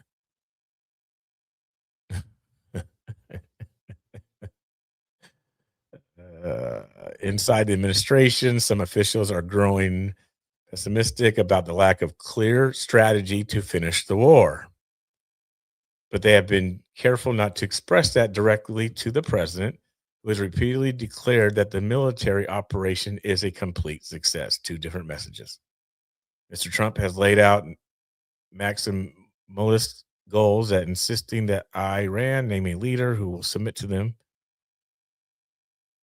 while Secretary Marco Rubio and Defense Secretary Pete Hegseth have described narrower and more tactical objectives that could provide an off-ramp in the near term.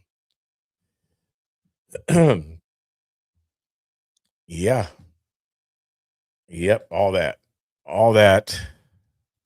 And they had all these closed door meetings with members of Congress, Republican and Democrat, have confirmed this, saying that. And they believe the public would rise up and overthrow the mullahs. But the majority of Trump's top advisors that are military and intelligence said, we don't believe that's going to happen. The bare minimum, the cover was going to be getting rid of their nuclear program and missiles, but the real plan was regime change.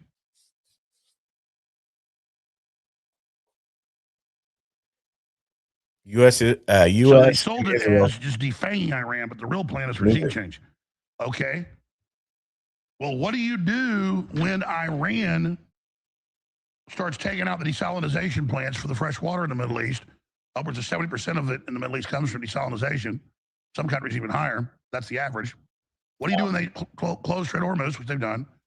What do you do when they continue to have basically unlimited missiles they've been stockpiling for decades? Okay, so so he's saying that Iran has a stockpile of missiles. He's saying that Iran has a stockpile of missiles. Going back to the beginning, going back to an hour and 15 minutes ago, I was asking, how do we know? He's saying that they have a stockpile of missiles. Trump's saying that it's wiped out. Pete Hegseth is saying it's wiped out. He's saying there's a stockpile of weapons, of missiles. Do we know? Do we know? Here's the thing. Perhaps, maybe our government, United States, doesn't want us to know because maybe if we knew the truth, it would actually cause a uprising. Perhaps it may cause conservatives and liberals, Republicans and Democrats to come together for uprising. Perhaps that's the reason why maybe the government does keep some things from us, because it might piss everybody off. It's a possibility. I don't know. I'm just saying it could. Maybe not. Maybe we just continue to say, okay, well, here's more grace. It's the Republican Party. It's Trump. It's this, it's that, and not care. But so Trump, Pete Caruso is saying that Trump took those out. How do you know?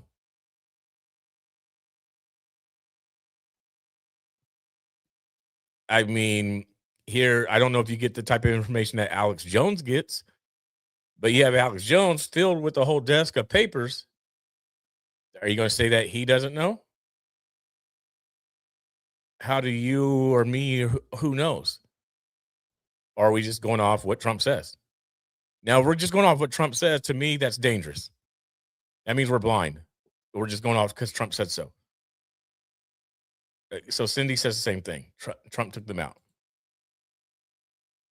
See, to me, that's dangerous. That's putting too much, for me personally, that's putting too much trust and faith in a man. If they had those missiles, they would have used them when we blew that girl's school up. They're using the missiles. They're using missiles and drones. There was just missiles that were just shot into Hezbollah within the past hour. So what missiles did they take out that are completely gone? I can go back to the video. It's now just making it like breaking news. Rockets. I mean, maybe I don't. Okay, to be fair, I'll be honest. Maybe I don't understand the difference between a missile and a rocket. Obviously, drone is more for us to play in remote control type of thing. But I don't know the difference maybe between a rocket and a missile. But there's missile strikes happening right now, going to Hezbollah from Iran. So if they're knocked out, then they shouldn't be shooting no missiles. No, they're hitting Hezbollah. The rockets are hitting Hezbollah from Iran. It's happening right now. I'll show you guys the video again.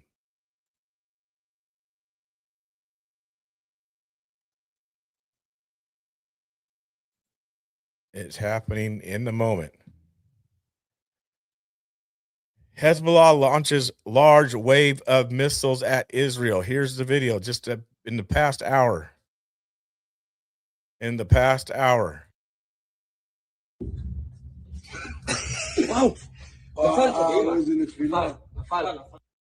So if their missiles are all gone, how are they doing how are they launching?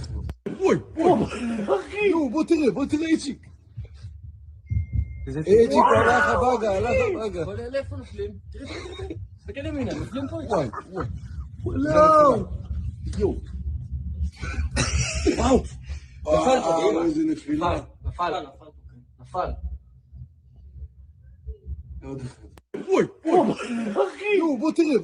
that's happening now.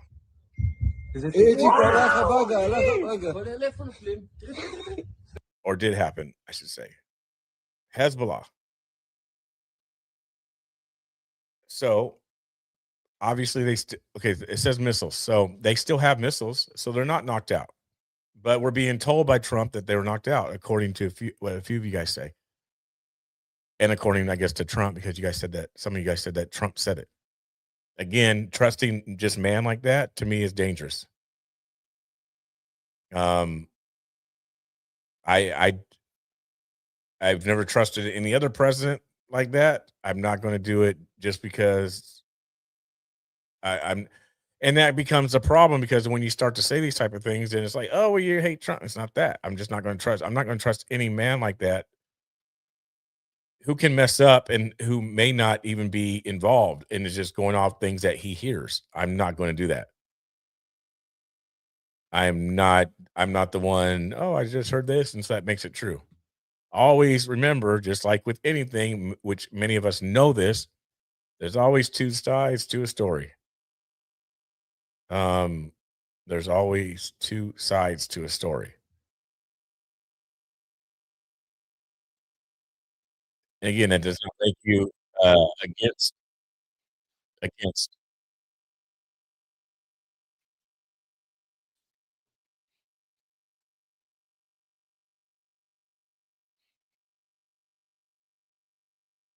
Good point. Close Strait Hormuz, which they've done. What do you do when they continue to have basically unlimited missiles they've been stockpiling for decades? Well, you got to send troops in then, or you got to give up. But then what do you do when you declare victory and pull out and stop bombing, and Israel continues, or even if Israel stops, Iran doesn't stop? Mm-hmm.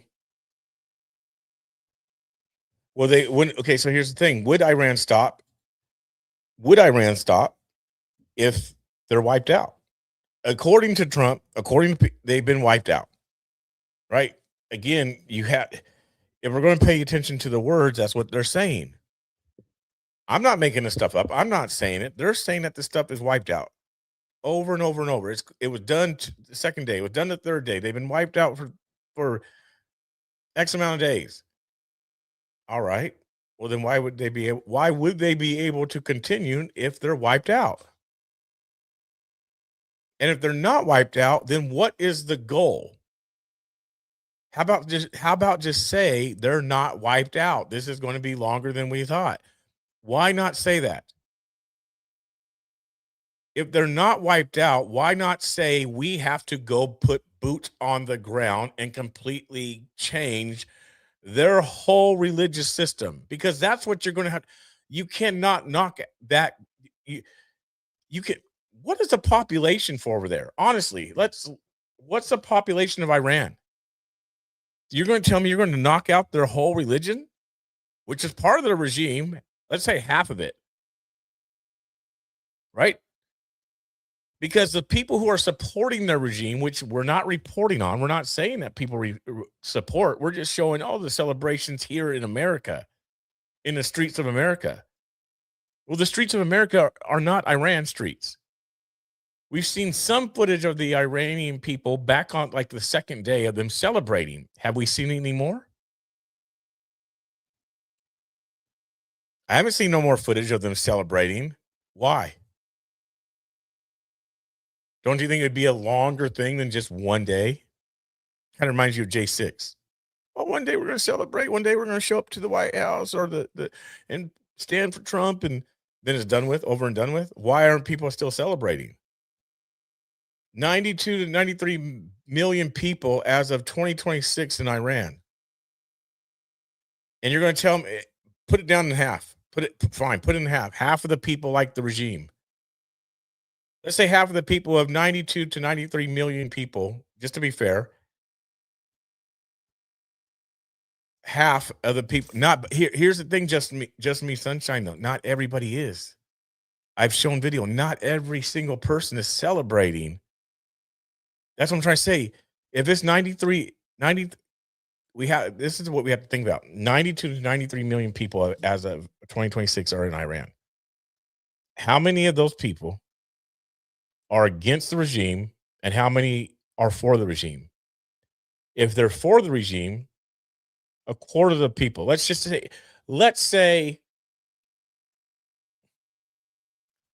30 million people are for the regime. Okay. Radicals, militants, right? They're not like the patriots. They're probably not going to fight. The patriots are probably not going to fight. They're not going to rise up and stand, take arms, yada, yada, yada, yada. The militants will. They'll go to your door. Whose side are you on? Oh, you're not on our side? Okay. How are you going to take out the regime? How are you going to take out these people that want the regime, want to go by their book? Because the regime are people that go by their book to that extreme of you're with us or you're against us. If you're not with us, we're off with your head. Right? That part of their book, that part of their religion, which is a religion, which is their faith, is still there. How are you going to knock out their religion? That's their faith of how they act. Not saying it's right, but that's still their religion of their book. How are you going to knock that out? You're going to wipe out their whole part of their religion, of their sect of their religion? How? Because that's what the Ayatollah is, right? That's what he practices, is their religion. Just like we don't practice a religion here because our government isn't at a religious place. DC, Congress, Senate, the president's XYZ is not at a religion. We're not a religious country, meaning from the top down. We're a free country. You can have your religion, I can have mine, that person can have theirs. We're a free society, right? That's what we want over there, so that they can be free to operate and do what they want to do, practice whatever religion they want to practice. The regime, the people in order, are religious order, right? Death to America, death to this, unless you convert, you're with us. We don't like your cancer, what you're spreading. This is not going to be happening in our country. We run it. How are you going to knock that out with 30 million people? You're going to send boots in the ground? Okay, well then it's war. You got 30 million because remember they're radicals, right? They're going to stand up. They're not going to be like we are over here. They're going to fight, even if it's suicide by death. They'll fight. I think we've seen that. We know that. Right. We're never planning to take out their I understand. So we were never planning to take out their religion, but that's what their religion is the regime, right? So how do you take out the regime and just because and then we keep saying for them not to get built back up. But there are people who are liking the regime. There are citizens in Iran that like the regime, just like there's citizens that do not like the regime. So, in order for it not to get built back up, wouldn't you have to take out the religion? Since that's what their religion believes in.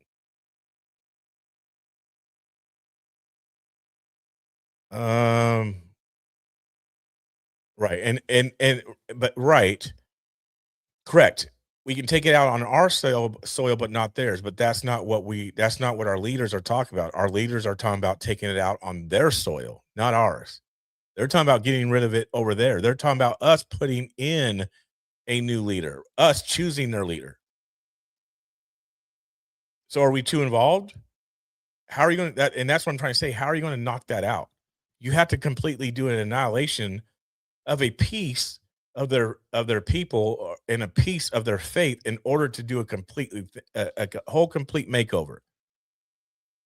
Because you go take out their son, even the new leader, there's going to be another one who rises up because of their faith, because of their belief. Because of their faith and because of their belief.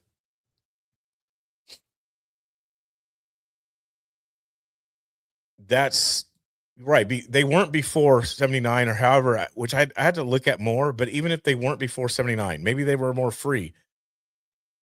It doesn't mean that they were following their book. See, that's the thing about this whole Muslim thing and their books and all that type of stuff. We have to look at this we have to look at this piece bigger than how we look at it. Like there's people who follow the book and there's people that don't follow the book. So the regime has came closer to following their book than other pieces of their society over there. There's people who want to be free. There's people that like the taste of America and the freedoms, right? And then there's people that go by their book, right? So that we are putting ourselves in it by saying, oh, we're going to choose your leader because obviously it's inhumane to kill people and to threaten people because you don't conform to our religion, right? It's inhumane. You want to kill people because they don't conform? There's so much to this. It's hard to understand. It really is. It's hard to grasp. It's hard to understand. It so much is. There's a lot that there's a lot. Okay, this is getting ready to come on. So Trump is going to take remarks or he delivers remarks from Kentucky, is getting ready to come on here in a few. I'm going to get this ready. And when it comes on, I'll be playing it. And then when it's done, we'll talk some more, go back to the live stream of Beirut, see if there's anything else happening. Yeah, it's very complex. It's super complex. It really is. And it's fun to have the conversations, but it's very complex and hard to understand, hard to grasp. Then you got to wonder where we come in at as far as the United States, what we're doing, all back to the stuff. Are we being lied to? Are we not being lied to? Our soldiers will be outnumbered on their soil. Yes, 100%. 100% our soldiers would be outnumbered on their soil, which is also concerning, right? Very concerning. So yes, Chinese and Iranian tankers are allowed in and out because Iran controls it. And now you have Iranian and Chinese-led tankers leading other countries' ships through. But again, that means the West is shut off, but not the East. Iran-U.S. war, latest news, cargo ships hit in Strait of Hormuz. Drones have struck fuel tankers at the major port of Oman, the country's state media has reported.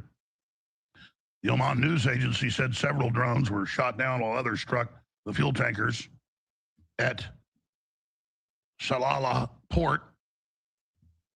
Vanguard Tech, a private marine security company, reported that the suspension of the port's operations after the attack on its southern section. Donald Trump said there's particularly nothing left to target in Iran after U.S.-led military campaign. The U.S. president insisted that the war would end soon in a phone call with American news outlet Axios over the weekend.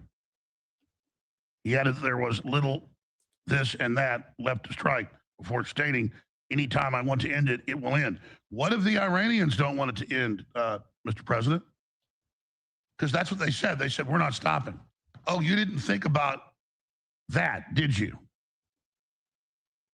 So Iran's ramped up strikes, more defiant, cargo ships hit with Strait of Hormuz. Trump miscalculated response. 150 U.S. troops wounded so far.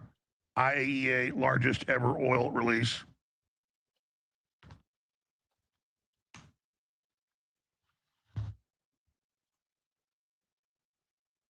And here's the most important article. Iran is becoming more defiant in the face of U.S.-Israeli onslaught. Iran has spurned 2 messages from Donald Trump Special Envoy Steve Witkoff seeking a ceasefire as its leaders sense it's not losing the war, and the U.S. president is at a minimum feeling the political pressure. Yeah, you notice last Friday Trump said, okay, let's have a ceasefire, and Iran said no. So then Trump put out a Truth Social the next day saying, unconditional surrender is all you can do, and we may have to totally destroy your country, but we may be there 20 years, but we'll do it. So see, Trump reached out and said, okay, let's stop. They went, no. So Trump, for face saving, went, well, no surrender unless it's unconditional. It's stupid. Yeah, he did say that. But Trump's non-military advisors just told him, oh, sir, look how great Venezuela went. This is going to be just fine. Totally 2 different animals. True. Trump advisors urge him to find an Iran exit ramp during political backlash. Yeah, what did I say 11 days ago? I said, you must find your off-ramp as soon as you figure out that you were lied to and that it wasn't going to fall in 4 days. Get out of there before the Iranians totally commit. Because the longer they can hold on, the more it boosts them in the eyes of the world. You got Russia and China helping them. Boom. We are so punch drunk as a population. Boom, Marcus. Boom. With Right normalcy there. bias that the Middle East or Central Asia is 1 billion miles away and, oh, we're America and we're unstoppable. They've spent tens of trillions of dollars on these wars. Much of the country looks like a rust belt of potholes and, meth heads and people on fentanyl. I mean, you know what it's like out there. And the economy is in shambles. No, Here it's we go not. again. The economy's great, you guys. The economy is great. He's a liar. He's lying. Where the war, if it continues, trillions of dollars. Not to mention what it does to the economy. Outside of the money we got to pay. See, And that's the again, concerning part. these forever wars are always based on WMDs we've got to get. We got to take them out. Early Iran strikes cost 5.6 Yeah, the billion. 5.6 billion That was on March 9th, just you in guys. munitions is nothing compared to all of the personnel and all of the insurance problems. And then that's nothing compared to the energy prices exploding. And 150 soldiers have been injured. I don't know. I haven't done the math. What is oil almost doubling in 12 days, 11 days? How much money is that? How much? I mean, that's got to be hundreds of billions of dollars. If not, I mean, it's going to be trillions. And again, that's real inflation. That's the baseline that grows all the inflation at every level. I know everybody knows this. Putin shares proposals to end the Iran war quickly in call with Trump. Offered to broker the deal. Stocks drop as oil rebounds over 90 on escalating war, ignoring looming SPR release. Lloyd's of London says the Gulf tanker coverage available as Strait erupts in chaos again with more ships struck, so now it won't be available. As soon as Lloyd's of London said, okay, we'll reinsure, okay, the Iranians hit 2 ships, said, see, we're in control. We're the captain now. Trump says, remember, Iran war to end soon. There's practically nothing left. Really, nothing left. Is that why the Iranians are hitting more targets than ever? Okay, so they are hitting. So again, targets. Trump says he'll decide when it ends. No, you don't. It's like if you walk up to somebody in a restaurant, random person, some dude, and punch him in the face, you go, it's over now. We're done. The guy's like, no, dude, we're not done. That's a good question for I'm you about guys. to get up and attack you. We're going to see who's going to win this fight. Now, That's a good question, right? Because we've heard Trump say that, just with all due respect, right? We've heard him say that. So how can he say when this conflict is over? I guess the question is, why are we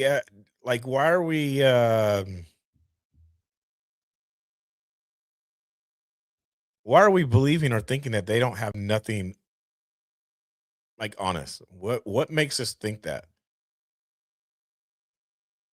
We're underestimating them. Why are we underestimating them? What makes us believe that? And then why do we believe that Trump is, or we as Americans are going to say that, the war is over when we say it's over with? Why do we say that? I'm curious, because that's a good point. What Alex Jones just mentioned about, hey, if you go to hit someone in a restaurant and then we say, oh, it's over. How can we say it's over if we hit? Well, I think it was Israel that hit first. Who hit first? Was it us or Israel? I'm talking about this round. I'm not talking about October 7th, 2 years ago. I'm talking about right now. All right. Obviously, October 7th, 2 years ago, 3 years ago, we saw what happened. Where are their allies? Good question. Good question where their allies are at. I think their allies are around waiting. I think their allies are watching. We already know who their allies are. Their allies have already came out and said who their allies are. China's one of their allies. I think France was one of their allies. Who else was? Was it Russia? Their allies came out earlier last week. They said who they're backing. So that's already out there. That doesn't mean that they have to enter right now. They're probably watching. But their allies have already made it public who they're backing up.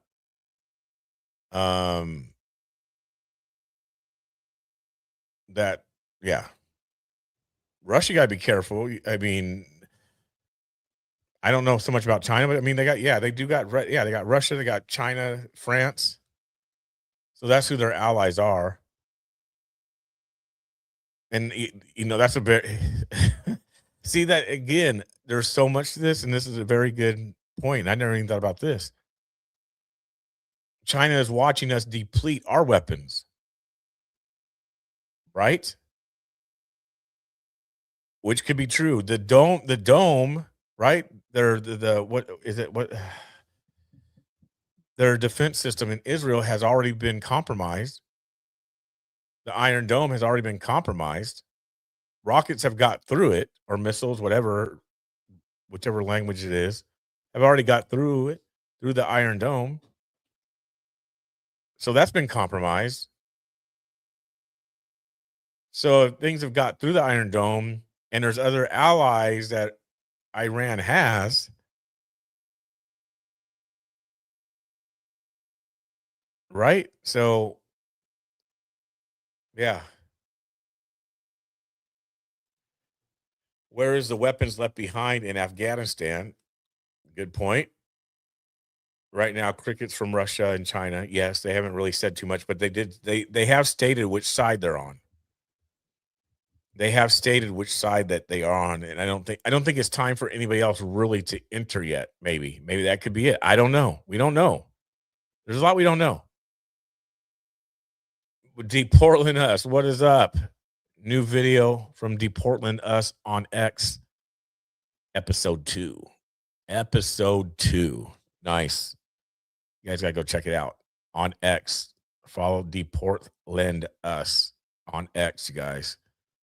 He has a great Deportland Wars series that mimics Star Wars. It's great. It's fun times. Each episode is like 7 minutes long. They're shorter, so it's so funny. We talk about short and long format nowadays. I mean, it's sad because like long format is considered like 15 minutes long, and like so my stuff here is like super long, right? It's super long. It's because of our attention spans are so like messed up. Everything's just so fast moving, and we only want 30 seconds, and somehow we think we can get the full context of a story off 30-second bits and reels that are a minute and a half long. So long format becomes 10 minutes and 15 minutes long. Like, no, it's not really long. Break it up. We drive around in our cars, just play the long format and be quiet.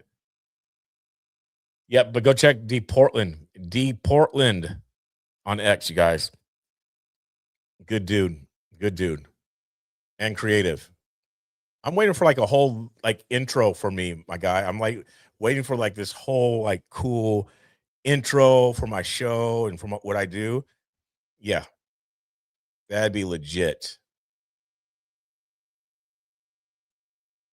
So we're just waiting. Really, I don't think it started yet. It hasn't started yet. No, or maybe it just started. Okay, just started, you guys. It just started. So let's go to this. It just started.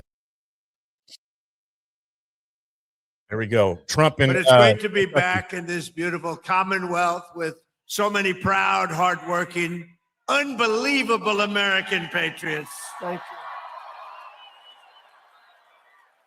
And we're here today with the men and women of a phenomenal company that has been helping Kentucky grow and prosper for 6 incredible decades. In other words, they've been here for a long time.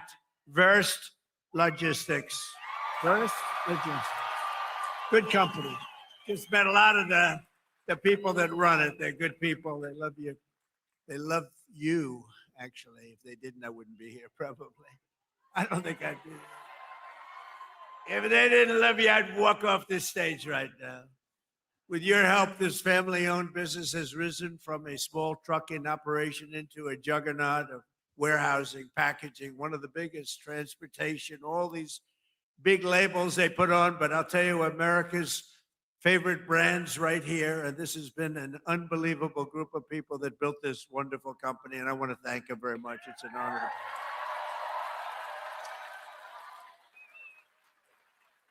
And like the people of Kentucky, you do it with skill and precision and pride, using equipment stamped with those beautiful words, made in the USA. Do you remember? Made in the USA.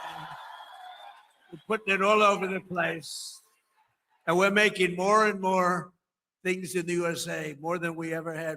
More people are working today in the USA than at any time in the history of our country.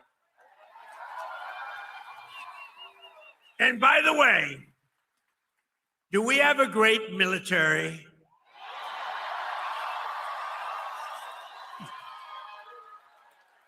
The best, better than any military in the world by far. I didn't know that we're going to have to be showing it off so much, to be honest with you. I built it in my first term. We built this military, and I didn't know that we'd have to use it quite as much as we're using it, but we're using it well, and there's no better military. There's nobody even close, so we're very proud of it.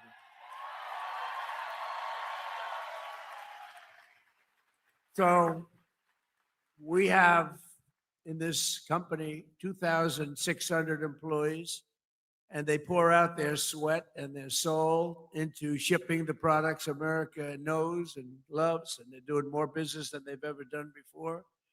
And thanks to the record-setting tax cuts that we passed in the great, big, beautiful bill, biggest tax cuts in the history of our country. Tax cuts. You know, as I grew up, I'd watch politicians, and I'd always hear that, we're going to cut your taxes, cut your taxes. This is the first group of opponents. It's the first group, the Democrats. They're always saying, we're going to raise your taxes. Historically, a politician has to ideally you're going to follow through. But you have to say we're cutting taxes.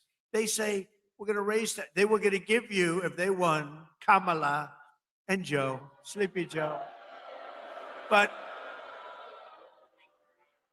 they were going to raise your taxes more than any. It was the biggest tax increase in the history of our country. And I kept saying, are they really saying this? I don't know. What do I know about politics? I haven't been doing it that long. But they were going to give you the biggest tax cut. And now again, the midterms are coming. They want to raise your taxes higher than you've ever had before. We have to win. The midterms are going to be very, very important to keep it going. But thanks to the tax cuts, which are record-setting, we passed the great, big, beautiful bill. And I'm pleased to report that Verse Logistics is investing more than $10 million into expanding its operations this year, right here, $10 million. And you're buying brand new tractor trailers and opening up warehouses in 2 additional states, Texas and North Carolina. And that's what it's all about. And that's why we did it. And with the help of our tax cuts, all of those trucks and warehouses and equipment purchases, everything that we're doing, and everything that you see in this country that's being built, you get what's called expensing, meaning a deduction in the first year. 1 year, it's the bit. Now, to a lot of people, that doesn't mean. To me, it means something else. It means jobs. That's why we have so many jobs, the best jobs ever. Perhaps most importantly to the workers here today, I'm pleased to report that the great, big, beautiful bill also delivers no tax on overtime. Whoever thought that was going to happen? That means every extra hour you work, your overtime pay is now 100% tax-free. You have no tax. Remember that when you go and vote, because the Democrats want to end it. So you take home 20 or 30% more to those beautiful children or whoever the hell you're bringing it home to. Okay, I don't know who you're bringing it home to. I don't want to know. That's not my business, although it could be interesting.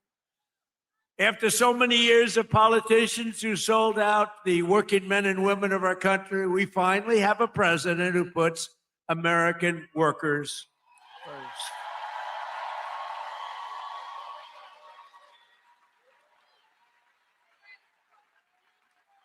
With us today are the front row Joes. You know, they have followed me. What are you up to? About 350 rallies, right? 350 rallies. I don't know what the hell they do. I don't know where they get their money, but they follow me a lot. We have a lot of people. They just like a tour, but they're front row Joes. They're like professionals at getting on the front row. Thank you. And there's a lot of them too. Thank you very much. Great honor. So a short time ago, under a man named Sleepy Joe Biden, has anyone heard of him? Has anyone heard of him? How about Barack Hussein Obama? He went to Jesse Jackson's funeral. He spoke, and it was like a political hit job. And the family of Jesse Jackson got angry as hell at him because they understand they hated each other. You know, he was there. But I loved watching that. That was so. The family goes outside and they start screaming at him. A short time ago, under Biden and his allies in Congress, we were dead as a doornail. We were a dead country, I'll tell you, and it looked like we weren't going to come back. Now we have the hottest country anywhere in the world. This is the hottest country anywhere in the world. Most powerful military. The stock market is set 53 all-time record highs since the election, all time. And the typical American's 401k is up by almost $35,000 since I took office. And in 4 years, Joe Biden got less than $1 trillion of new investment into the United States. So think of this. $1 trillion over a period of much less, over a period of 4 years. We got $18 trillion. And Jake Paul knows what that means. $18 trillion in 11 months, because they haven't calculated the 12 months. So we have 18 trillion in 11 months. Say in a year, what difference does it make? Compared to substantially less than 1 trillion in 4 years. You would say they didn't do a good job, Jake. I didn't ask Jake who we voted for, but I don't think it was Kamala. I don't think so. I think your whole reputation would be shot if you said, oh, I voted for Kamala. That would be the end of your whole career, Jake. But here in the heartland of America, you're already seeing the results of what we've done. I just came from Thermo Fisher Scientific in Reading, Ohio, right across the way. The great American company that's investing $2 billion in domestic manufacturing, all because of what we've done with the tariffs and with the deductions and all of the other things that we've done. Ford Motor Company, and by the way, we have more jobs in terms of construction. We're building more factories now in this country than at any time in the history of our country. More factories are being built. And Ford Motor Company, a good old staple, has announced a $2 billion assembly plant in Louisville, Kentucky, which will support more than 2,200 Kentucky jobs. And I was with Ford the other day. I was in Detroit, and Bill Ford, the head of it, he had an advantage over everybody else in getting the job, but that's okay. He was born Ford, but he was showing me a plant that was built in like 1914, very old, one of the biggest plants in the country, but one of the oldest. And they were getting ready to shut it down a year and a half ago. And then he heard Trump was running, and he sort of said, let's wait. So they were getting ready to shut it down. It was on minimal time. It was just a question of time, but he said, let's wait. And he waited. And they just announced 2 weeks ago that they're now going to run 7 days a week, 24 hours a day, building the Ford 150.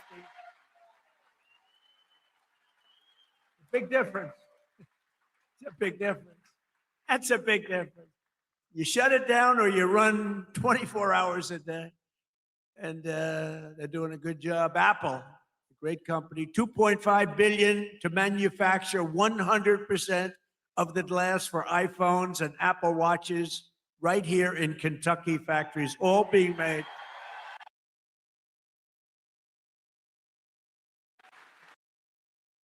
And Apple's spending $650 billion on new plants all over the United States. Think of that. Who the hell else could have done this? Nobody else. Nobody else. I say it kiddingly, but I'm actually not kidding. Nobody else could. He's done a good job, Tim Cook. But $650 billion. Think of it. And just 2 days ago, GE Aerospace, they're doing phenomenally, announced a $1 billion investment in American manufacturing, including $115 million right across the river in the Queen City, Cincinnati. I love Cincinnati. So jobs, factories, and new investments are pouring in as they do. We have added 70,000 new construction jobs in just a short period of time, including 8,000 brand new construction jobs in Kentucky. Okay? Kentucky. I love the way a real Kentuckian pronounces it, but if I do it, but I love Kentucky. More Americans are working today than any time in history, and that number is going to be, wait till you see the numbers by the end of the year.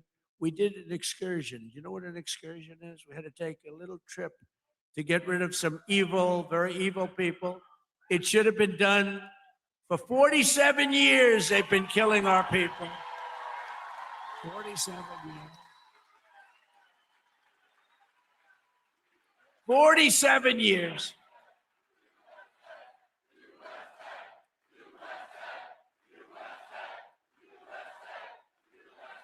And I can only say this. They were all prepared. They're very strong. You know, they're going to try and take over the whole Middle East. They were going to knock out Israel. They don't know what the hell hit them, right? They don't know what hit them. They got hit by the American military, they don't know. They say, what the hell is happening? They didn't expect anything like this. To bring down energy costs for American workers and families and businesses like this one, we ended the Green New scam. You know the scam? Greatest scam in American history. Well, maybe the election results of the second election were. I would say what was the greater scam, the Green New scam or the 2020 rigged election? I would say the 2020. I think the election. I think the election, but what difference? But the main thing is, we said, get out and vote. We're going to do it again. And we're going to make it too big to rig. And that's what we did. We got the highest vote in history. We didn't need that big. We made it too big to rig. We terminated the insane electric vehicle mandate where you were mandated. And I like electric cars. I think they're great. I like Elon. Electric cars. I think they're great. I like Elon. Not everybody wants an electric car. And I like them. It's a great product, everything, but they have to have. It's a great product, everything. We ended the mandate. Now you can have gasoline. You can have hybrid. Now you can have whatever you want. You can have electric, whatever. They wanted you to buy an electric car. They wanted you by 2030. Car. The only one problem, you can't charge it. You ever see a charger? You can't charge it. You ever see a charger? You drive it down and they say electric charging plant, 150 miles up the road. That's a bad feeling.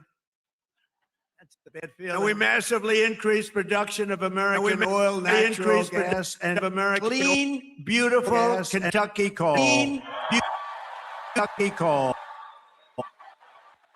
And we're not allowed in the Trump administration. We're not allowed to use the word coal without preceding it with two words, clean, beautiful. We say clean, beautiful coal. And we had Doug Burgum the other day, Secretary of the Interior, who's great, and Chris Wright, Secretary of Energy. And they were giving a long speech on coal. And I tried to stop them. I was in the audience. They kept saying, clean, beautiful coal, clean, beautiful coal, clean, beautiful. And after about like 40 times, I said, wait a minute, just say coal. It's too much. It's too much.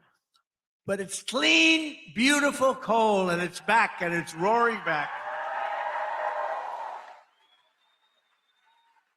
You know, it's interesting. China uses a lot of coal. China is very smart. They use coal.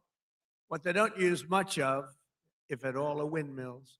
So they make all the windmills, and they sell that garbage to us. Round and round it goes, keeps losing money. Every time it goes around, it loses $25. That's a lot, you know? And kills a lot of birds, kills them all. You know, if you shoot a beautiful bald eagle, they put you in jail for 5 years. Windmills kill them by the thousands. Okay, figure that one out. Last year, I took action to save 74 coal power plants from crushing restrictions and regulations that were putting them out of business, that would have forced them to shut down, including 4 plants we saved right here in Kentucky. And some of the people that work at those plants are here with us now.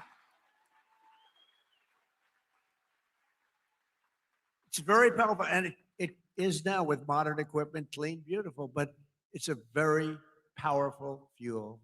It's very powerful. And if it wasn't China and some of these other big behemoths would not be using it. They use it because it's powerful, very, very powerful. The wind, you know, you're watching television and you want to watch. Your beautiful wife, our first lady, says, I'm sorry, darling, you can't watch tonight. The wind has gone down and we have. But I want to watch myself on television. I want to watch myself debate. He says, I'm sorry, darling, we have absolutely no energy. There's no wind tonight. What a scam. That's a pretty big scam. That's one of the top. I say that's a top 5. It's about 5 that are real beauties. I also announced a lease agreement for $1.5 billion of private sector uranium enrichment facility in Paducah. Paducah. And as we take decisive action to stop the threat posed by the terrorist regime in Iran with Operation Epic Fury.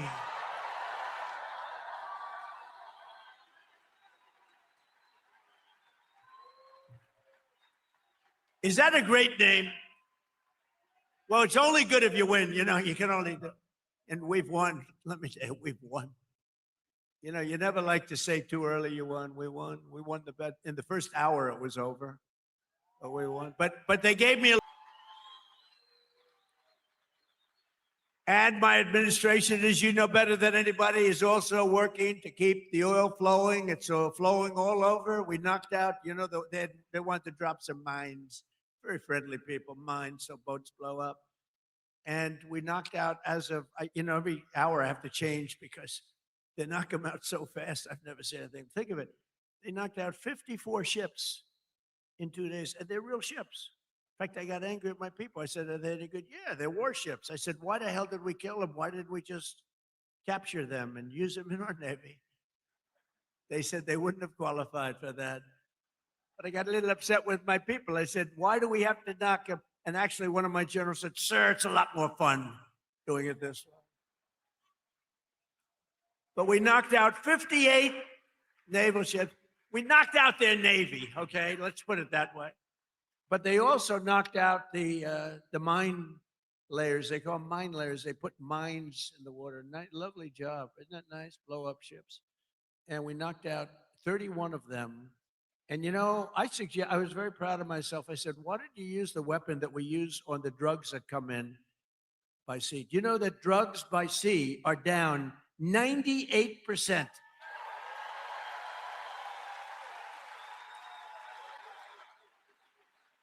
And I said, that's a hell of a weapon.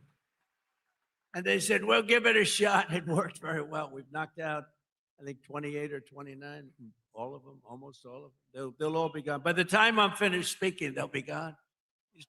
These people work very fast. But I'm pleased to report that earlier today, the International Energy Agency agreed to coordinate the release of a record 400 million barrels of oil from various national petroleum reserves around the world, which will substantially reduce the oil prices as we end this threat to America and this threat to the world. We don't want to leave early, do we? We got to finish the job, right?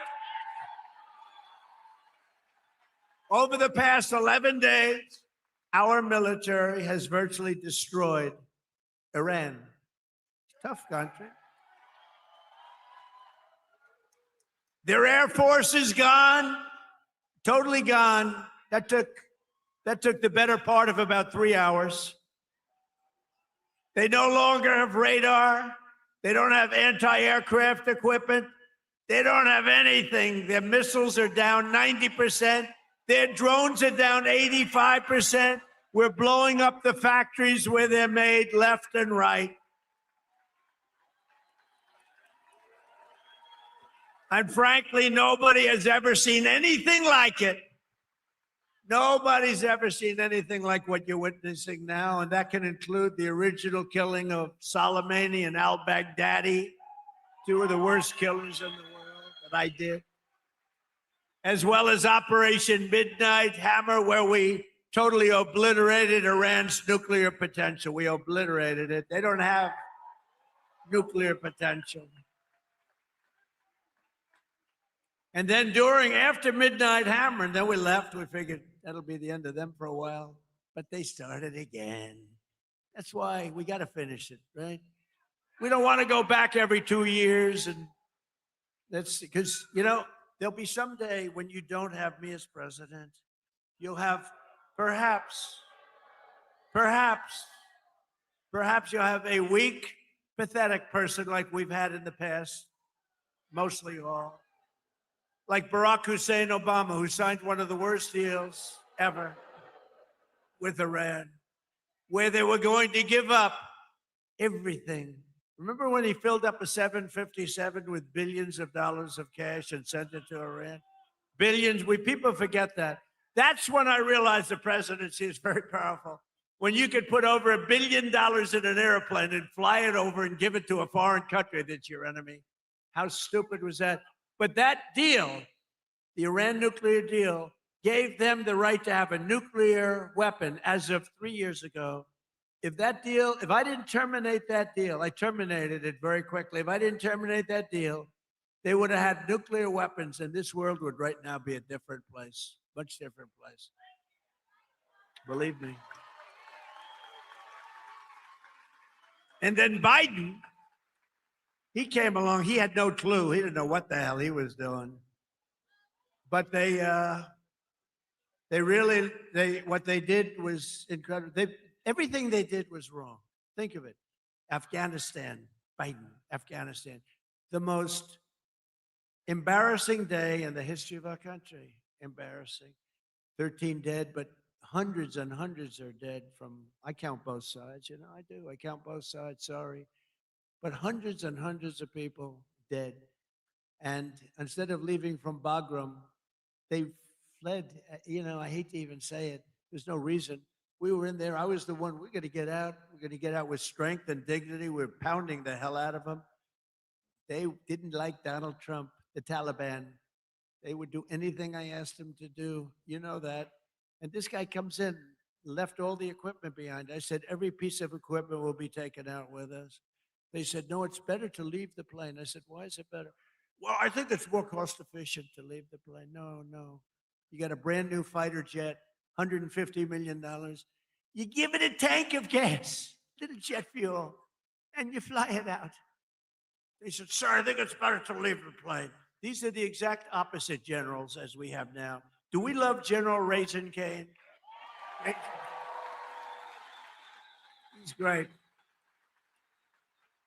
But oil prices are already coming back down, and it's going to come down. But we're not leaving until that job is finished, and it's going to be very fast. It's going to be very fast. But we're not going to count on having competent presidents. We have to assume we're going to have incompetent ones, like the one we had last time that couldn't walk off a stage. Remember? He'd finish with a speech. The speech would last about 2 minutes. People would come out, not many, like 2 people. And he'd be finished with the speech, and then he could never find his way off the platform. He'd look around over here. There's so many stairs. Like I have 4 sets of stairs on this platform. Usually they have at least that. He couldn't find, or walking up Air Force One. Now, I know the problem with this, it can happen. You could slip. I could slip. I came downstairs today that was soaking wet. It's a little rainy today. And I have steel stairs, and I'm saying, hey. But I do it very slowly. I grab that thing because nobody cares if you set a speed record. The only thing I admired about Barack Hussein Obama, which was nothing actually, but the only thing is the way he bobbed down. Remember, he'd bob. Hey, you talk about unpresidential. He's bobbing. And I couldn't believe that he made it without at least a noticeable major fall. But Biden was the opposite. Biden couldn't even walk up the stairs. He fell 3 times walking up the. And the world watches that and they don't like seeing it, although they actually do like seeing it because they say, what the hell is going on? Or when he fell at the Air Force Academy, right? And the general was standing there, could have caught him, but he didn't want to drop the paper that he's holding in his hand. So Biden went down for the count. Now, we have a country now that's respected, and we don't play games, and we have the greatest military, and it's so nice to see. It's so nice to see. And they want to get back in office for the midterms, and you can't let them. Did you see that they went to Munich, right? You saw that, right? You saw Gavin Newsom. He admitted that Gavin Newsom. So I think his career is over, okay? Let's get off the teleprompter. Do you mind if I get off the teleprompter for a couple of minutes? Because this is, I have these great speech writers. I drive them crazy because half of the time I'm not. But Gavin Newsom, in an interview,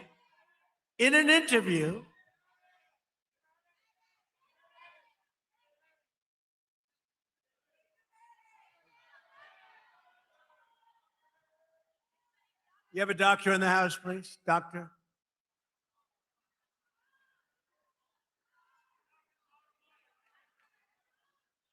Yeah, take your time, please.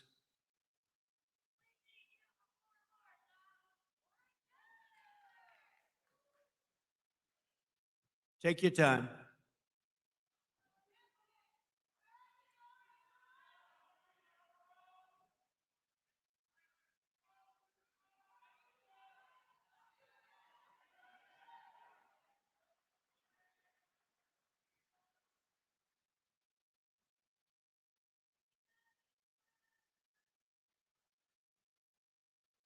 We have all the time. These are great people. They wait so long, hours and hours.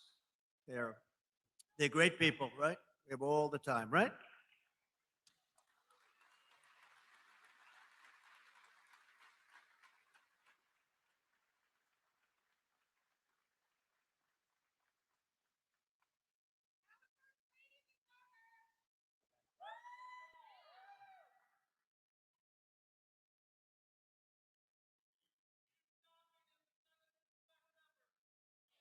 Thank you.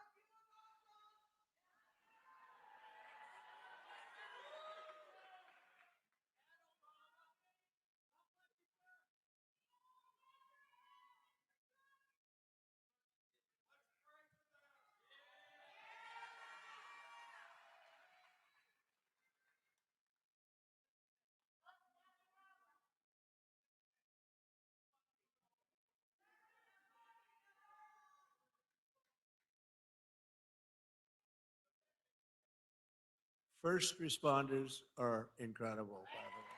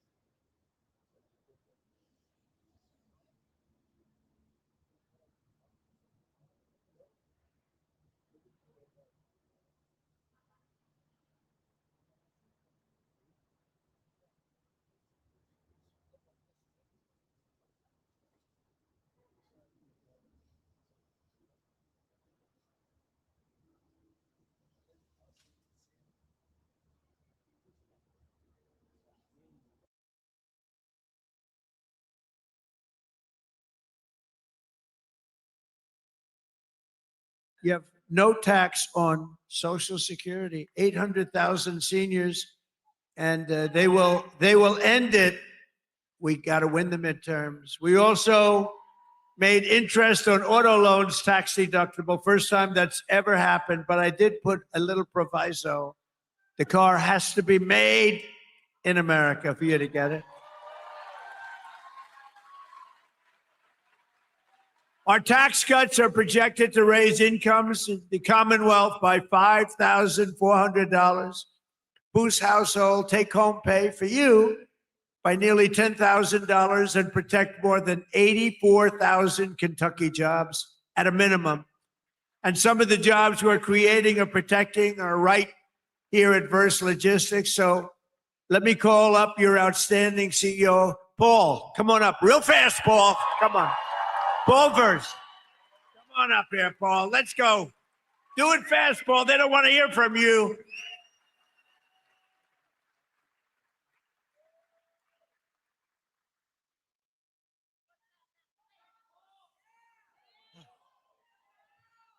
I wish I could have gone before him, Mr. President. Thank you, President Trump. Thank you for allowing me an opportunity to share our experiences, how your economic policies and the one big, beautiful bill have positively impacted our employees, company, and family. As mentioned in your earlier comments, the no tax on overtime will greatly benefit our employees, producing an average of $1,400 additional take-home pay per year per person.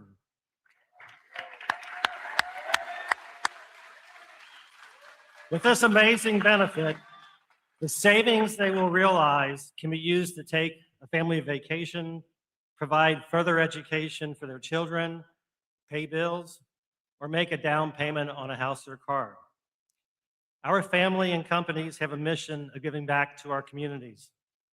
The savings from the lower tax rates and permanently full expensing of equipment will allow us to invest back in our local communities of supporting nonprofit organizations and providing educational scholarship money for students attending local high schools and colleges. Many of our Verse family owners and members who are with us today understands how vital the extension of the estate tax credit exemption is for the continuity and succession planning of our great family business. Our sweat and equity are tied to this building, many others, and our business. Without this extension, it is possible our thriving business would one day need to be sold to pay family estate taxes. President Trump, this is all possible because of your vision to make America great again.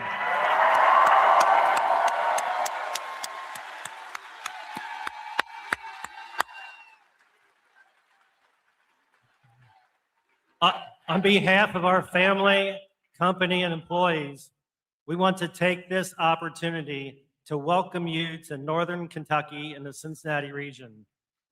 You are in the heart of Kentucky, home of bluegrass, faster horses, and the best damn bourbon in the world.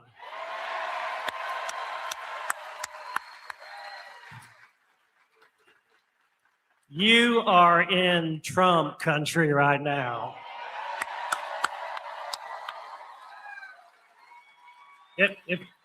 Wrapping this up, if we can just take a pause, and I'm going to say a quick little prayer for President Trump, if I could. May God bless and keep you healthy and safe. And may God bless our beloved United States of America and everything it stands for. Thank you, President Trump.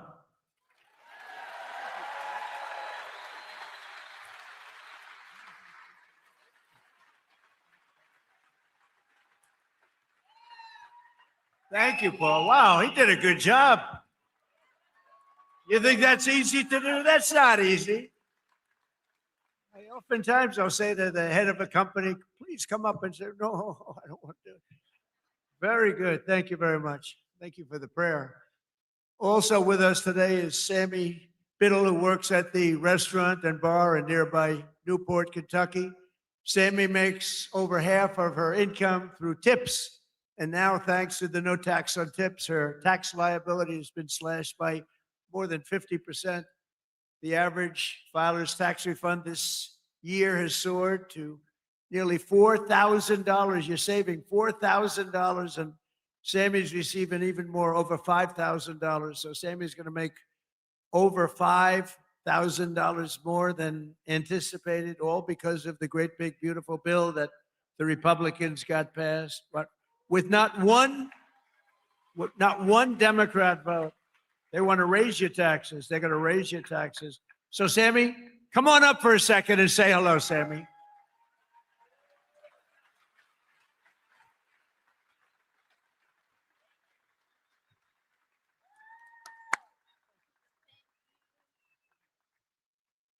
Thank you, Mr. President.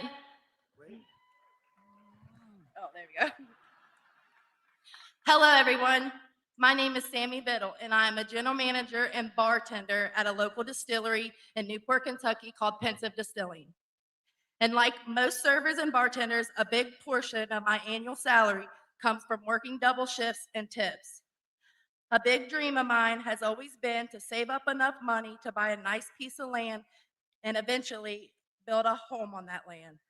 And this year, due to our president's no taxes on tips and overtime policy, I got more year-end taxes back than I ever have, which has helped me get that much closer to my American dream. Thank you, Mr. President.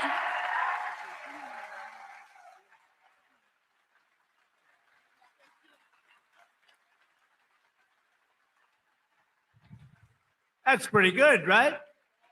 Thank you, Sammy. So millions and millions of Kentucky families have more money in their pockets thanks to what we did with respect to tax cuts. And I just described, but every single Democrat in Congress voted against it. Every single one, not one voted for it. They want tax increases, along with just one Republican voted against. You know what the name is? He is the worst person. His name is, what the hell? How did he ever end up in Kentucky? His name is Thomas Massie. How did he ever end up here, Paul? Anyway, no, Massie voted against tax cuts for seniors. He voted against tax cuts for overtime workers, and he voted against tax cuts for earners, tip earners. No, he wanted to increase the taxes. He voted with the Democrats. He voted against our historic funding for border security. He voted against border security, where we took the worst border in the history of our country and made it the best border in the history of our country in 2.5 months. He voted against it. And he voted against eligibility verification for welfare recipients. Nobody has to be eligible. Just pick up whatever you want. The people in this room don't like that. Thomas Massie also voted with the radical left Democrats in Congress to keep the federal government shut down during the open border crusade while our military went without pay. He voted for our military not to get that pay. And now Massie, he's the worst. And I don't say that. I never hit a guy like this. The guy's a boss. We call him Rand Paul Jr. He votes against everything. But at least I like Rand a little bit. Can't love a guy that votes. I got him elected twice. If I didn't endorse him, he was not going to get elected. Do you remember that? I came and I did a little rally, and Rand votes against us all the time too, but at least he's okay. I wouldn't say the greatest. And now Thomas Massie is attacking a great Navy SEAL hero. This is a real hero, Ed Galrine, who's running against him in the primary. You know why? Because he's not doing right for our president. He didn't want to run for office. He's a hero. He's a farmer hero. He's a tremendous war hero, but he's a farmer right here. He's like central casting. I said, this is the guy I'm looking. I wanted just Give me somebody with a warm body to beat Massey. And I got somebody with a warm body, but a big, beautiful brain and a great patriot. He's unbelievable. And he did it because he said he's disrespecting our country. He votes against everything. And Ed became an independent a few years ago because he was so angry at the way the Republican Party was operating. And I don't disagree with him. Other people did too. But then Ed came back, and he came back strong because I got involved. And he came back stronger than he ever was. And now he's all the way, he's in this party and he's in it. And he said, I came back because of the strength and wisdom that Donald Trump displayed. And I appreciate that. That's a nice, I think I'm going to use him in an ad. I think I'll use that statement. I'm going to use that statement in an ad. Strength and wisdom. I put wisdom in quotes because I didn't say it, he did. But many people have joined and rejoined our party, but Massey did not because he only votes no. He just votes no. Doesn't matter. I could give him the best things in the history of a Republican voter, and he'd vote no. There's something wrong with him. It'll be interesting to see what he does with the Save America Act, which is very simply, I think he has to vote for it, but he's a nut job, so you never know. All voters must show voter ID. 98%. That's 98%. All voters must show a little thing called proof of citizenship in order to vote. Right? Right, Paul? Paul agrees. No mail-in ballots except for illness, disability, military, or travel. You're away. You can't get there. We'll be generous. And then I added two things. We call them best of. You know what they are? Best of Trump. These are the best of. No men in women's sports. 99%. That's 99. And no transgender mutilization surgery for our children. That's it. That's it. And I think we're going to get it approved in the House. And I hear the Senate has a hard time. How can you have a hard time with that? How can you have a hard time? But Massey wants to vote no, but on this one, he may be forced. I mean, how can you do it? So I just want to say this. Thomas Massey is a disaster for our party. He comes from a state that I won by a landslide, got the highest vote in the history of your Commonwealth, the highest vote. I got the highest vote.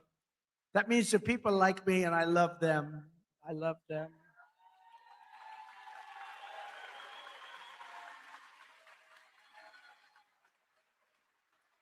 I love them more than they love me, but I still got the highest.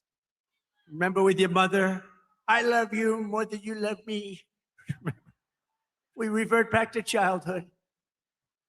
But Massey's a complete and total disaster as a congressman and frankly, as a human being.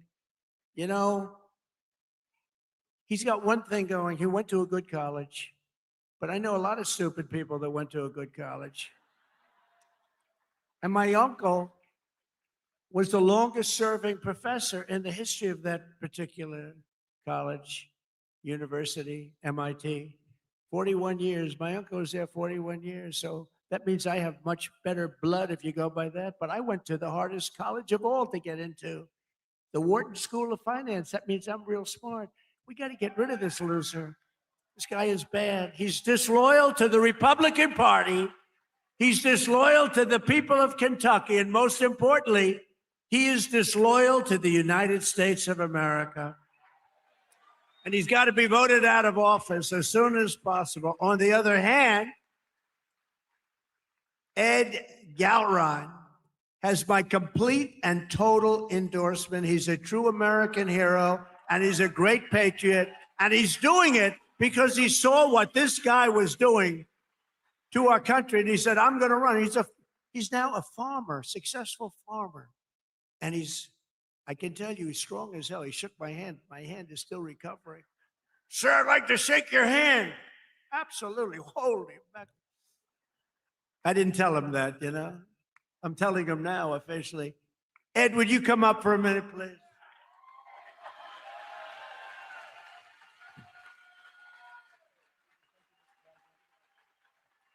Mr. President, welcome to Kentucky and thanks for coming to the heartland. Because you are loved and admired here for your courageous leadership of our great nation at such a critical time in history. Thank you, Mr. President. Thank you. This is the land of we the people right here. I want to thank you for your endorsement because once you did that, my support skyrocketed. So I look forward to serving to the people as their representative of Kentucky District 4.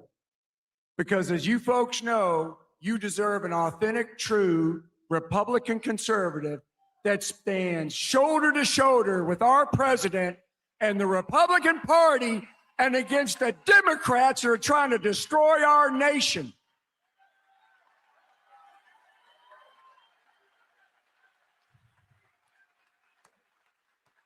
USA, USA, USA.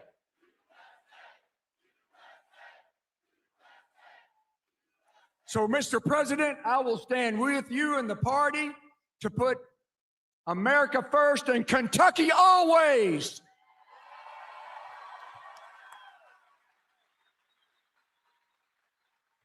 Mr. President, I hope the fake news gets this. Tom Massey stands with the ladies of The View. Tom Massey stands with the ladies of The View. Mr. President, we stand with you. Fight, fight, fight! USA! USA!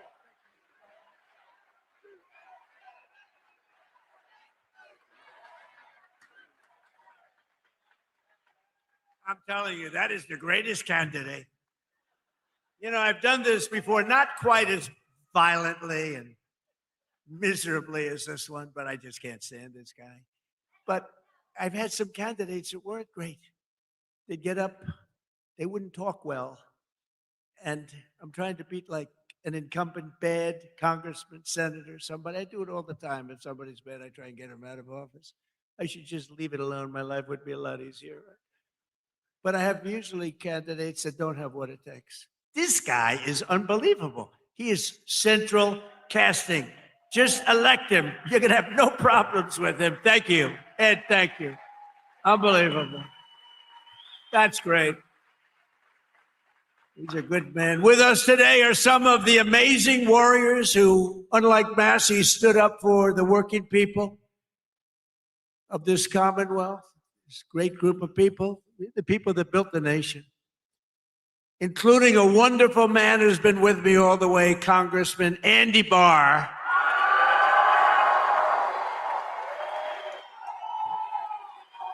All the way.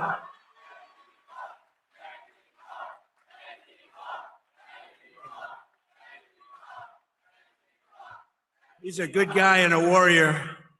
Also with us is a senator who came from really behind. He really didn't have a good chance of winning. The guy was a longtime senator, Democrat he's terrible. He's running again. He's terrible. He was a terrible radical left lunatic. But Bernie Moreno did some job on him, and he won the race, and it was amazing. Bernie, congratulations. And thanks as well to CMS Administrator. You just saw him working. Dr. Mehmet Oz. He was just working.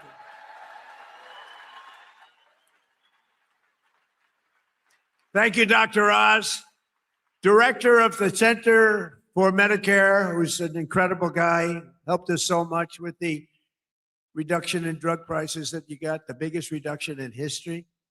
Chris Klump. Great job. Your state attorney general, Russell Coleman. Russell. Thank you. Thank you, Russell. Good job. A wonderful Secretary of State. We have a good one in Washington, too. Marco. Do we like Marco? I think so. Your Secretary of State, Michael Adams. Thank you. Thank you, Michael. State Auditor, Allison Ball. Thank you. These are great people, and I've gotten to know them over the years. They're just incredible people. State Treasurer, Mark Metcalf. Thank you. Thank you, Mark. Great job. Your former Kentucky Attorney General, Daniel Cameron. Daniel, thank you. Thank you, Daniel. And Chairman and CEO of Morris Industries, good man, Nate Morris. Nate, thank you. Now, also with us is a local legend who did quite well suing the Washington Post and various and sundry others. Where's Nick Sandman? Where's Nick? Come here, come on. Hurry up, Nick. He's a young guy. He can get up here. Guy walked away with a lot of money. They did a number on him. He said, we're not going to take it anymore. I love these guys. Nick, wow. Become a big celebrity, too. Nick, say a couple of words, Nick. We love Nick.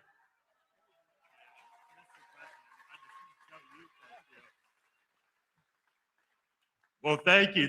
And as I just said, really, the only thing I can say is, Mr. President, thank you. Thank you, and thank you to all of you, because it's us together which can beat the radical left. So thank you. We will always stand with you.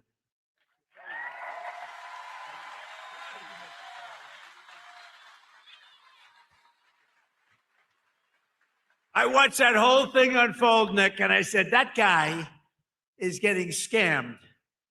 And you know what? He scammed them, because what he did was pretty amazing. Him and his group of friends. He had good, loyal friends, Nick, and that's great. I loved it. I loved watching what he did. And another one who's, this guy is a piece of work. He a very tough cookie. But instead of fighting like a guy his own size, he fights a guy who's like 70 pounds bigger, who won, he's like a two-time Olympian champion. He's this massive guy. And my friend is a guy named Jake Paul.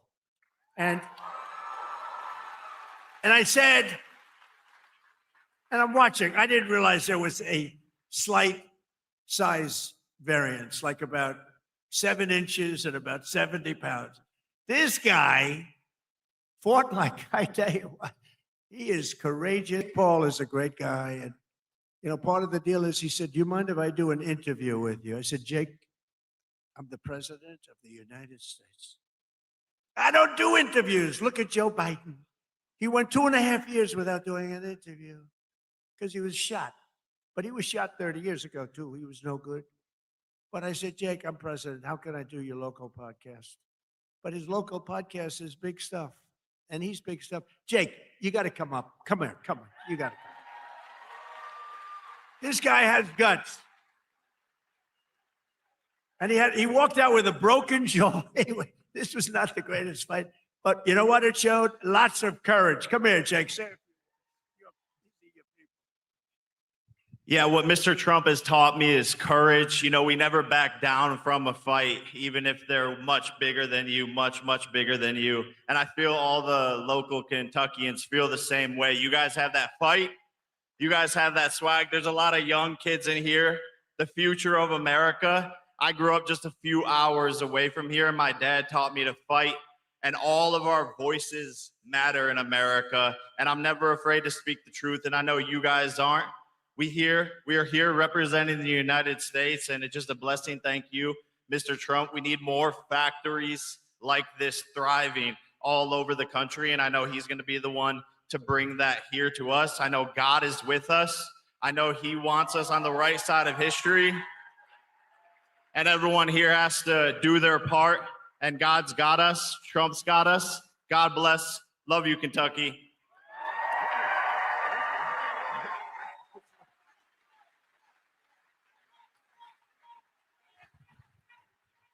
Now, he's a great guy. He's a courageous guy and a talented guy. He's a hell of a fighter, too, by the way. And I just want to say, I'm going to make a prediction that you will be, in the not too distant future, running for political office. Okay? And you have my complete and total endorsement, okay? No, that's what we want. He's an incredible guy. A lot of courage and smarts. So in 4 long years, Joe Biden and the radical Democrats in Congress gave us the worst inflation in the history of our country, driving up prices all across the board. They left us a mess. In 12 months, my administration has driven down core inflation down to the lowest level in more than 5 years. And in the last 3 months, inflation was less than 1.7%. Under our policies, prices for chicken, eggs, cheese, butter, potatoes, and fresh fruit are lower today by a lot than when I took office. Hotel rates, automobile prices, and rent payments are way down as well. As a result of my direction to purchase $200 billion in mortgage bonds, a risky move, perhaps, but not for me. Mortgage rates are now the lowest in more than 5 years, and the annual cost of a typical new mortgage is down almost $5,000.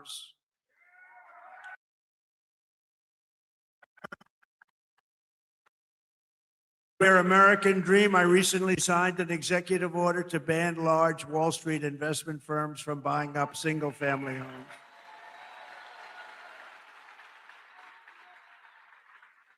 Under my most favored nation agreements for drug prices, we're also slashing drug prices at record levels, with price differences of 400, 500, 600, and even 700%.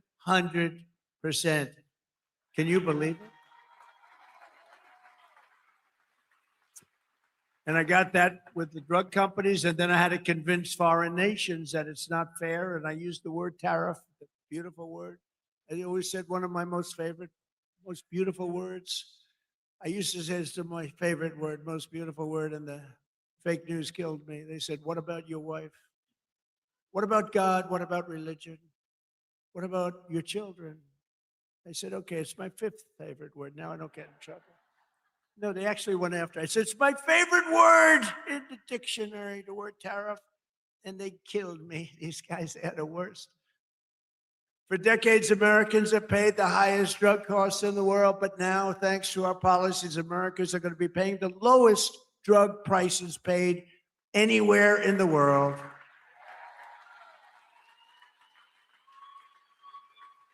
And these incredible price reductions are available right now at, and I did not name this. This was done by Dr. Oz and Bobby. Where's Oz? He's back with the patient.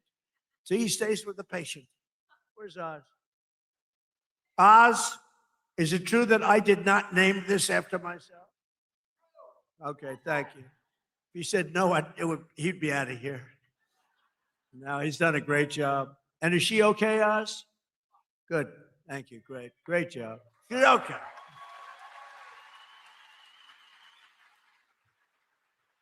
So it's available right now, these really low prices, TrumpRx.gov. TrumpRx, and people are using it in record numbers. He named it, I didn't name it. I'm not sure I want my name on drug. Well, drug reduction is probably good, right? Prices ever go up, I'm going to say, get my name off there.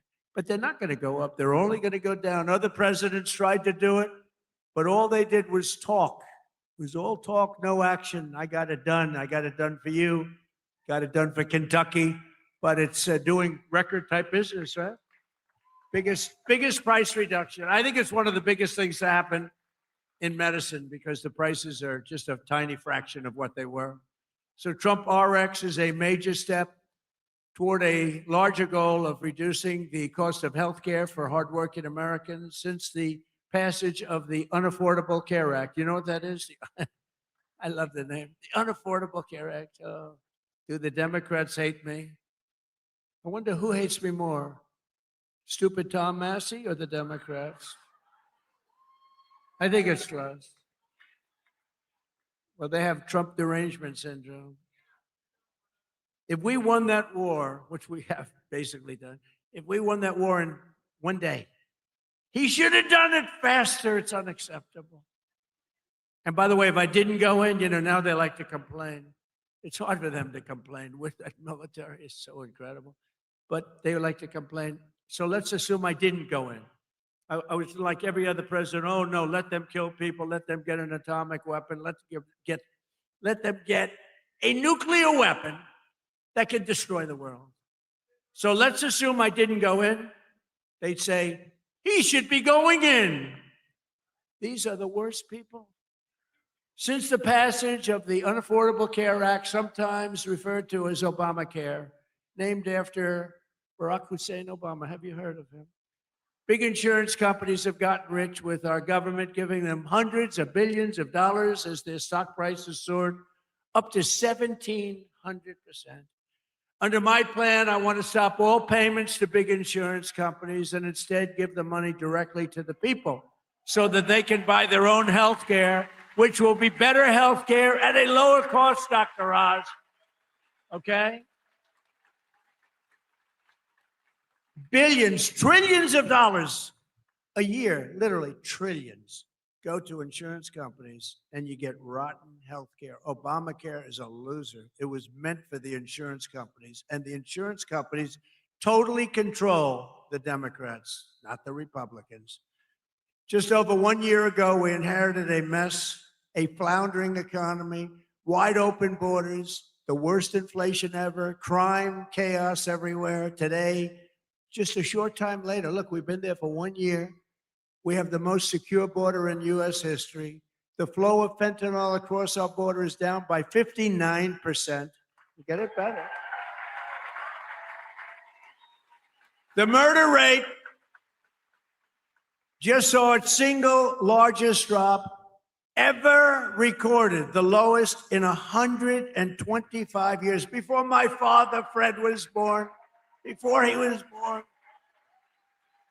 And that's despite the fact that we have a lot of people that shouldn't have been allowed in here that are murderers. Inflation is plummeting. Incomes are rising. The economy is roaring back. And America is respected again, perhaps respected like never before. Every single day of my administration, with the help of the great people of Kentucky, yeah, I love Kentucky. We will keep on working, and we will fight, fight, fight, and we will win, win, win. And together, we will make America powerful again, front row Joe. We will make America wealthy again. We will make America healthy again. We will make America strong again, strong. We will make America proud again. We will make America safe again. And we will make America great again. Thank you, Kentucky. Thank you. Thank you very much. Thank you very much.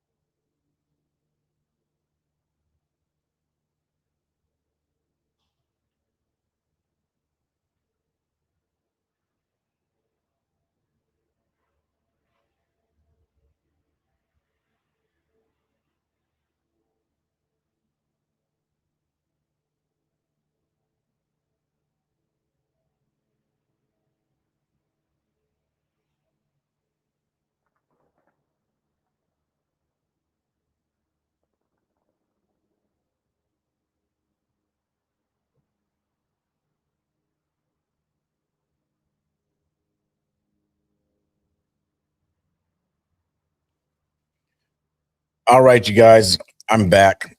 I had to do a couple things real quick. Well, I guess longer than real quick, but I'm back. Sorry about the delay. It looked like somebody passed out or something during the Trump speech. Not sure what that was about. I'm sure there will be news about that sooner or later, but they had to go to like a little mini commercial break. So that was interesting. It looked like it was a little bit inconvenient. It probably was because Trump's on a schedule and stuff like that. So it probably was a little of a convenience. So I didn't get to listen to the whole thing entirely. I didn't get to listen entirely. I was actually started listening to. Actually had to go pick up children. I started listening to a Tucker Carlson thing that he did with Huckabee, which was quite interesting. I haven't got that far into it, so I don't know. But I guess he did it a couple days ago. The Huckabee. That's what I started listening to, and I did get a Venmo. I don't know if they're still on here. I got a Venmo from Tamara towards CPAC Travels. Thank you very much. God bless you. I appreciate that. Let's see. I don't want to obviously stay on for just all day. You guys just watching the missiles and all that. So let's see what's breaking, if there is anything news update worthy. We will see that. I saw someone earlier today mention something about Guthrie's home. Oh, whoa. What was that? What was that? Y'all missed it. Where's that at? Whoa. Where's it at? Hello, turn the camera. Turn the camera, please. Listen.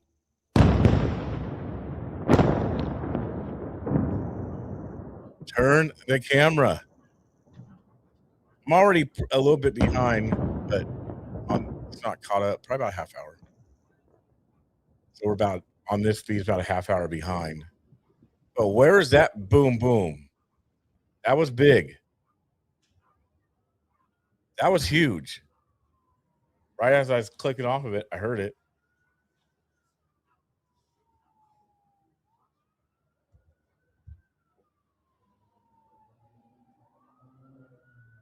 Don't tell me it's just that little thing. I don't understand why they're going into neighborhoods. Like, where's all these places at? Have you thought about that? Like, all these places seem like they're in neighborhoods. And Beirut isn't Israel, I don't believe, or Iron Dome. Might be. Is it Iron Dome? I don't think so. Like, all these places are neighborhoods. That's bad, isn't it?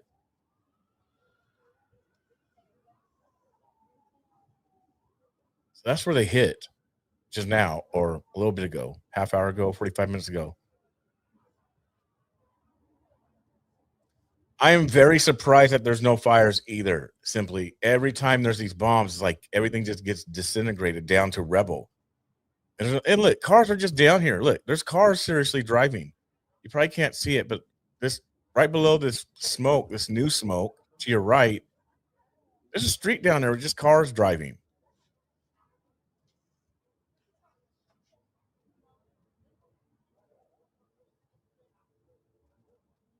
I guess, okay, so this must be the Beirut skyline. Anywho.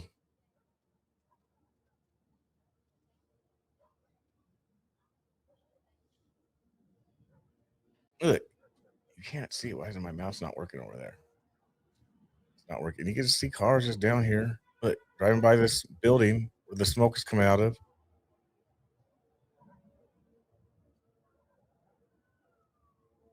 You see the cars driving by that building with the smoke coming out, the one that was just hit? Headlights. How crazy. How crazy.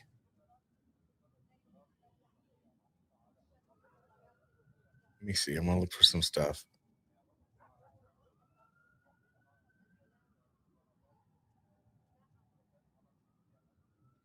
Okay, so Bricks is reporting. I didn't hear this part. Bricks is reporting that Trump declares that the United States has won the war against Iran in what he just said.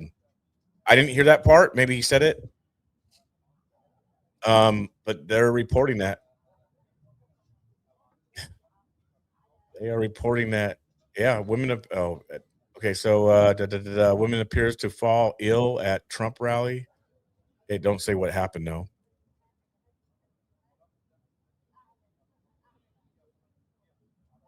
But Trump endorsed Jake Paul for. I missed a lot, didn't I? I missed a lot. What I missed? God is with us. I know he wants us on the right side of history. And everyone here has to do their part. And God's got us. Trump's got us. God bless. Love you, Kentucky.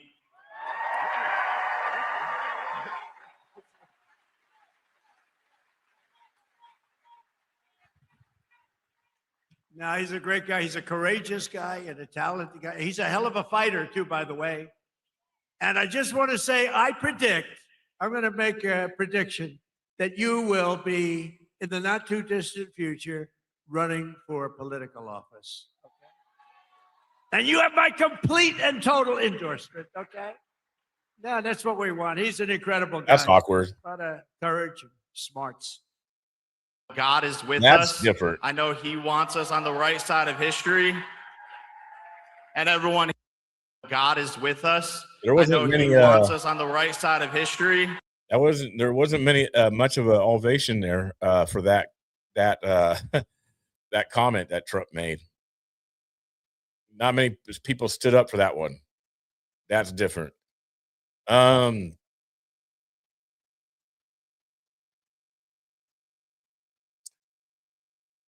Alex Jones just reported. That's obviously old news, but Alex Jones is reporting what I said earlier about the FBI has warned California that Iran has been planning to launch drone attacks from ships off the West Coast. Iran has openly stated that if cornered, they may launch attacks inside the United States. At the same time, the deep state, desperate to escalate the war, could launch false flags and blame Iran. I've been concerned about the false flag on the Iron Dome, to be honest with you guys. I'm not going to lie. I've been concerned about a false flag on the Iron Dome. Could possibly happen. Never know if you're talking about false flags. Oil tanker on fire after being attacked in Persian Gulf. Reuters, I don't know. This might have been right now because it is overnight there, 50 minutes ago. Yep, it's being reported. So let me show you guys this. But again, they have no more rockets left. There's no more left. We are in total control. They are in total control. Nothing to worry about.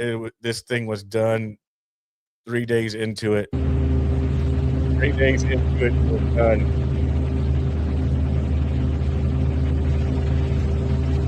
يتحاصروا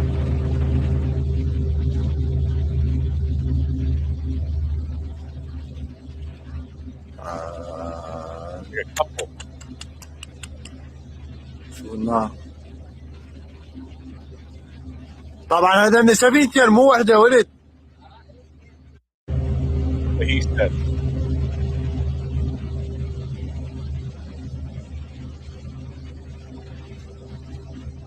يتحاصروا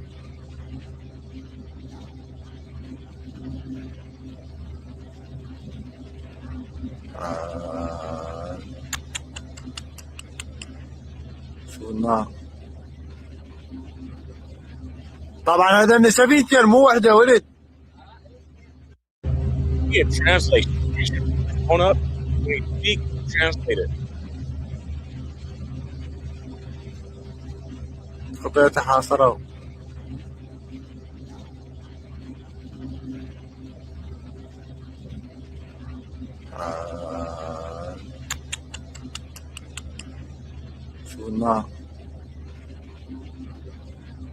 طبعا هذا من سفينتين مو واحدة ولد. More time.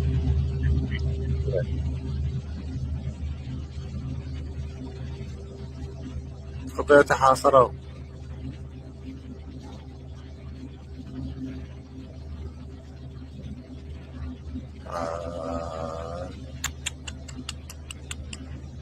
شو النار. طبعا هذا من سفينتين مو واحدة ولد. All right. Yeah. Hour ago, massive fire breaks out oil tanker Persian Gulf following reported attacks. Oh, wow. Yep. So stuff is happening. Stuff is definitely happening in light of, okay, so a message from the Los Angeles County Sheriff's Department. A message from them. Let's see what this is. In light of current global events, the department remains at an elevated level of readiness and is maintaining increased vigilance as we continue to protect our residents of Los Angeles. We are working closely with our federal and local law enforcement partners to share intelligence and monitoring the ongoing conflict in the Middle East and assesses any potential impacts in our communities. The safety of the public remains our highest priority. As part of our preparedness efforts, we remain attentive to all potential threats, including lone actor attacks, sleeper cells, and advanced technology or cyber-related threats. Out of the abundance of caution and in recognition of current religious observances, the department has continued to increase patrols around places of worship, cultural institutions, and other prominent locations throughout the county. We have proactively reviewed our deployment plans, enhanced coordination with our patrol stations, and ensured that additional resources are available should they be needed. Additionally, the department has culturally liaisons which work directly with community members to address concerns and foster engagement.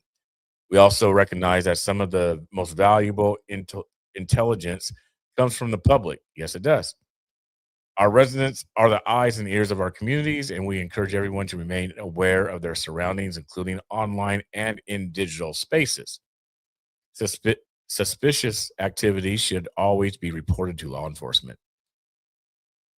Correct. Beirut is part of Lebanon, not Israel. I didn't think they were part of Israel. It was just all that stuff gets confusing, state and cities over there and all that jazz. What else? That's from earlier, the missiles that they don't have anymore being launched and thrown at Israel. So the oil tanker is new. A U.S. oil tanker has been targeted, but they do not have more drones and missiles, you guys. Can you believe that? There's no more drones. We have completely won. We have completely won. That's being reported all over the place. I don't know what this guy is doing. Anyway, I'm not going to show that. Oh, that's gross. Okay, maybe I do need to show you guys that. That is sick. Wait, hold on. Time out. Oh my goodness. What in the world? Oh, you guys don't want to see it. Oh.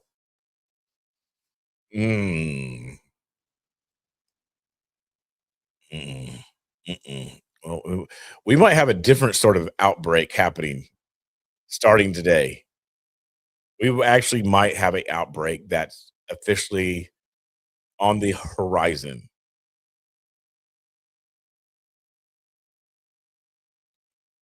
Like, we seriously might have a new outbreak. He's out of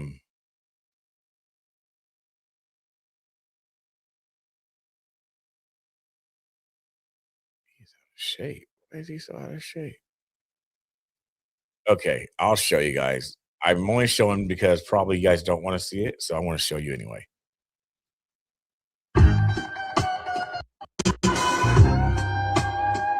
witnesses found. Okay. Oh. Oh. Yeah. There might be a new outbreak, you guys. There might be a new outbreak happening in America's streets. Just maybe.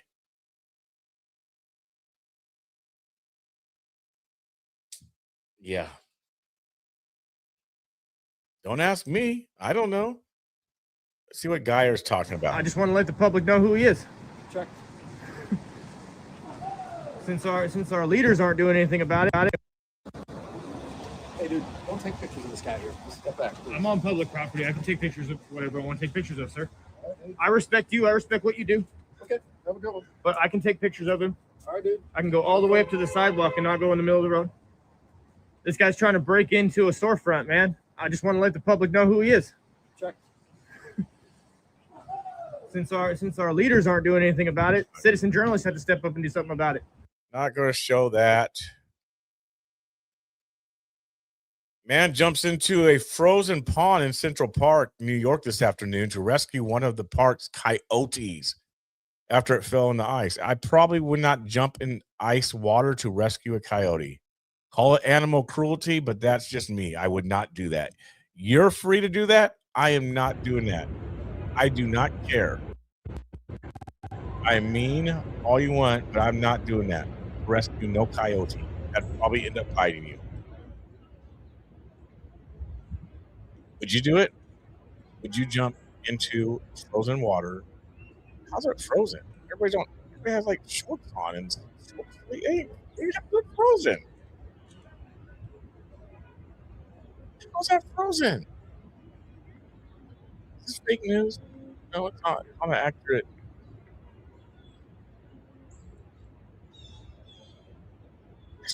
What? What?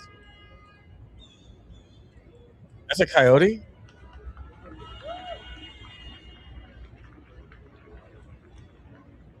And you can just pet coyotes?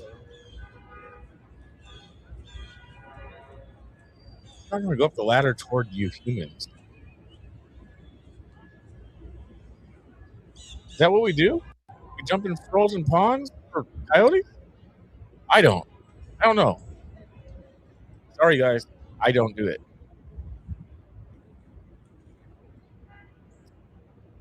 Not I.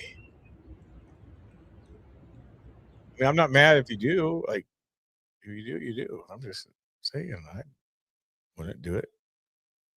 Yeah.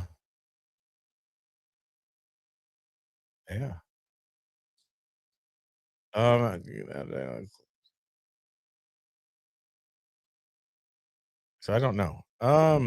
Anything else? No. So it was actually two. I figured it was two oil tankers. It's not one oil tanker, you guys. It's two. Those were two oil tankers that were hit. It's unclear who carried the attack out, so I can't say. But I don't see it being. Whoa. Oh, that caused a fire. That one caused a fire. That one caused a fire. Right here, coming up was loud. So they're bombing Beirut. So obviously Israel is bombing Beirut or US all night long. All night long. That's what's going on. So Beirut just got hit. You can see all the smoke still here throughout the night.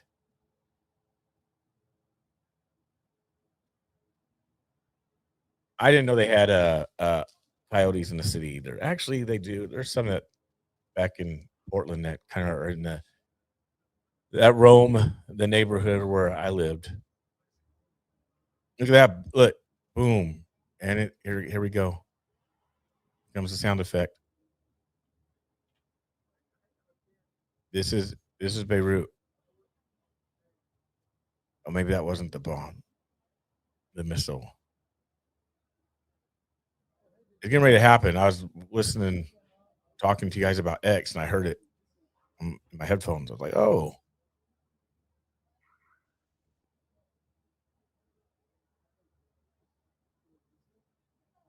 Oh, I don't know why I'm still having that come across the bottom. Hold on. Had the wrong ticker going.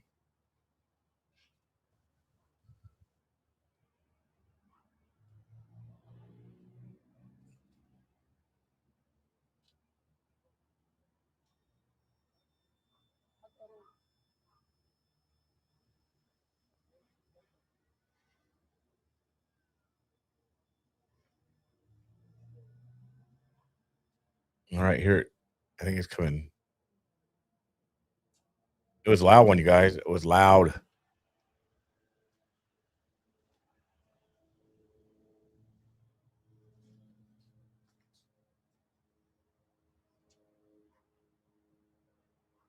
It's right where that it keeps lighting up, I think.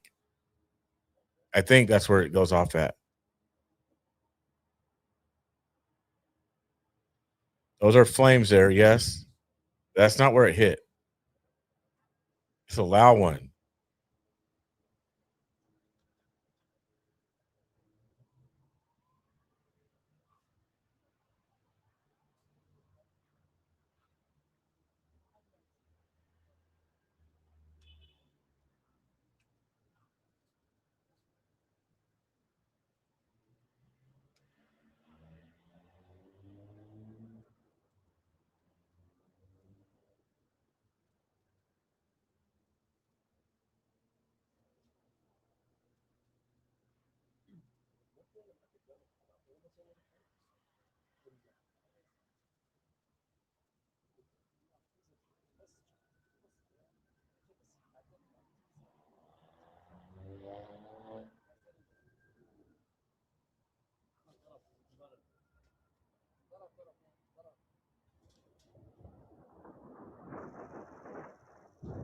There it was right there. Look at that. Look, you guys.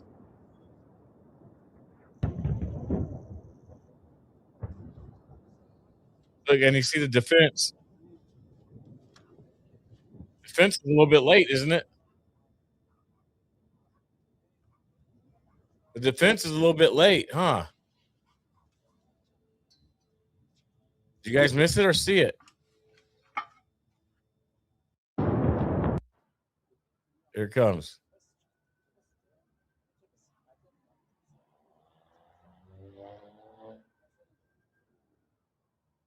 Look at that. 1, 2, 3. Ooh, man.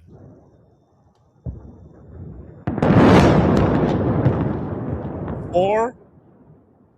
Flames. There goes the defense. A little late. Too late. Wow. Wow. The whole night tonight. Look at that. You got 1, 2, 3, 4, 5. Plus everything earlier. About 5 things in this strike that something's on fire. This is probably about a half hour ago. Yep, about 30 minutes ago. I haven't caught it back up to where it needs to be. But there is a fire blazing finally.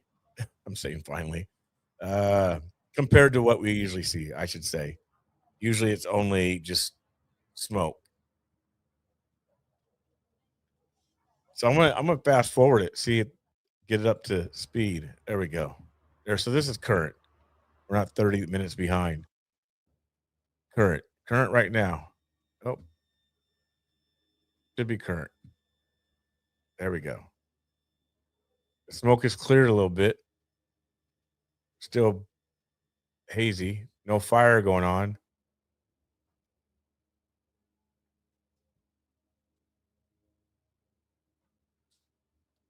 See what else is happening. People are talking about JLR today.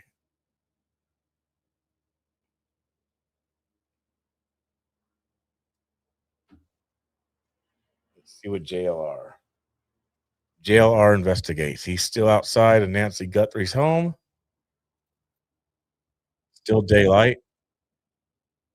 Sunny.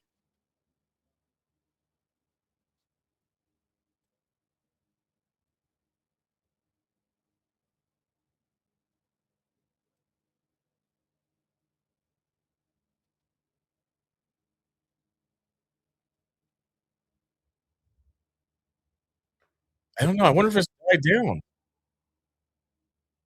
I wonder if it's died down at the, Guthrie thing. It seems like it's died down, guys. Like, there's nobody out there. Like, really? Where's everybody? Has it died down? It All seems right, it Bobby has. Palmer. Bobby Bobo. New York, you're up. 202 coming, incoming. Incoming.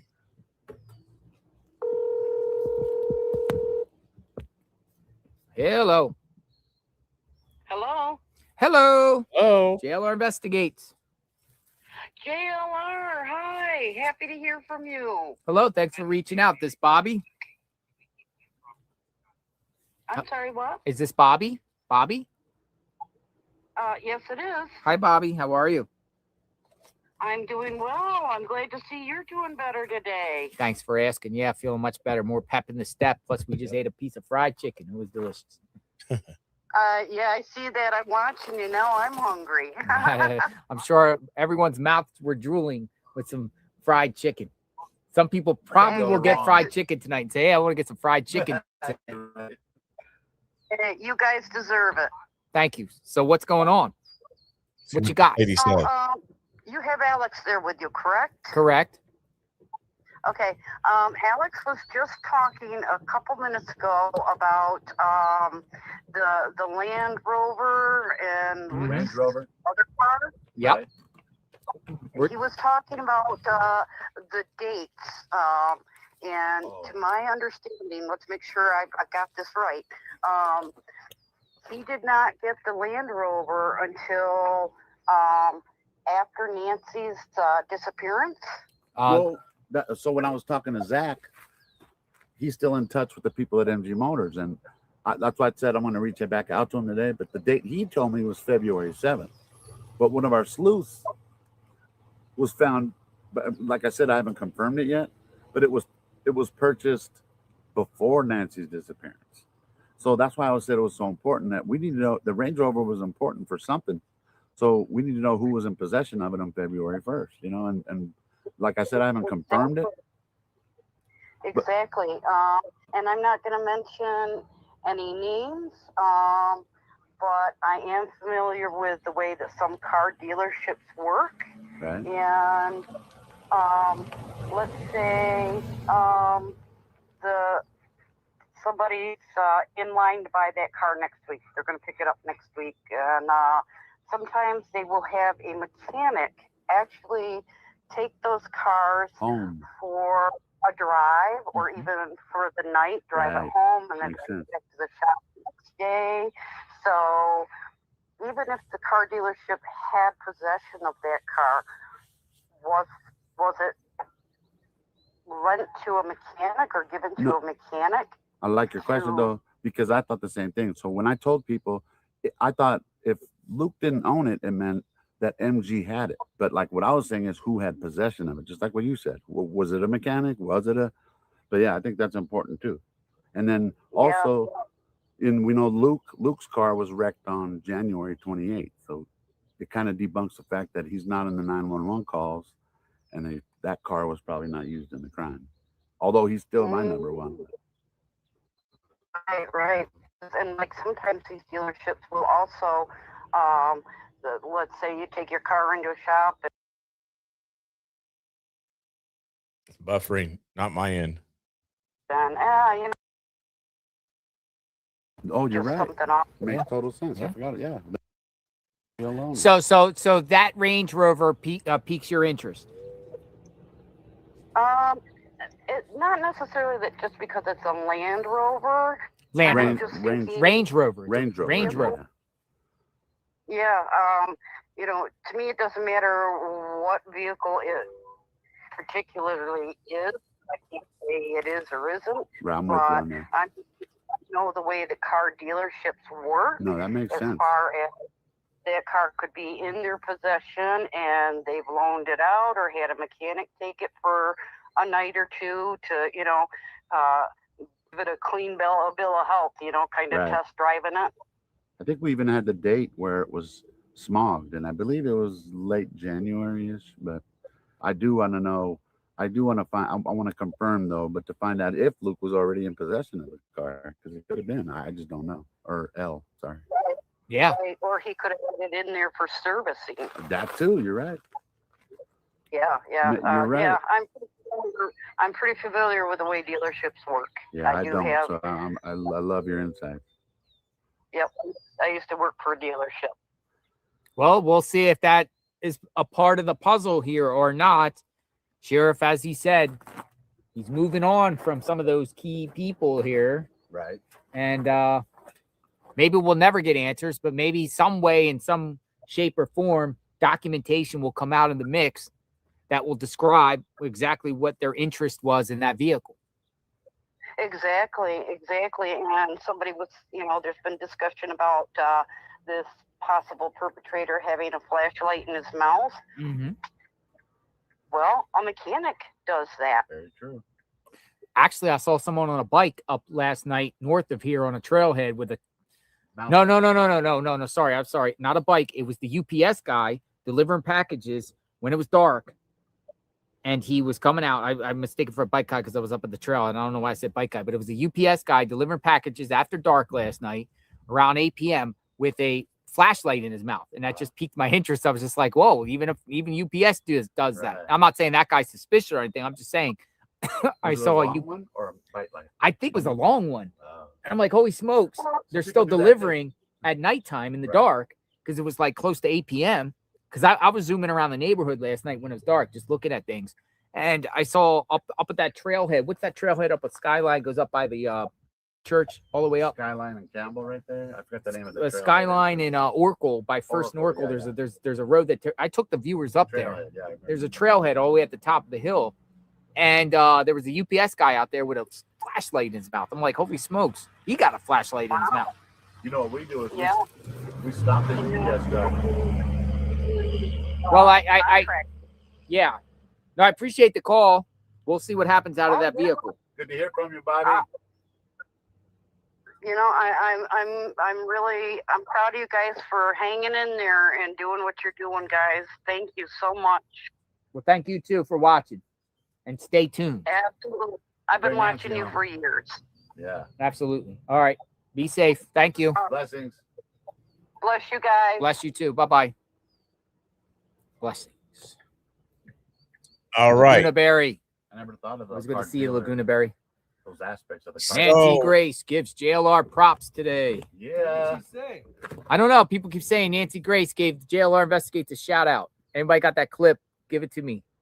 We love our Nancy Grace. I like Nancy Grace. Okay, so there is breaking news. Some breaking news, not going to be good for some of us who have children. Breaking news.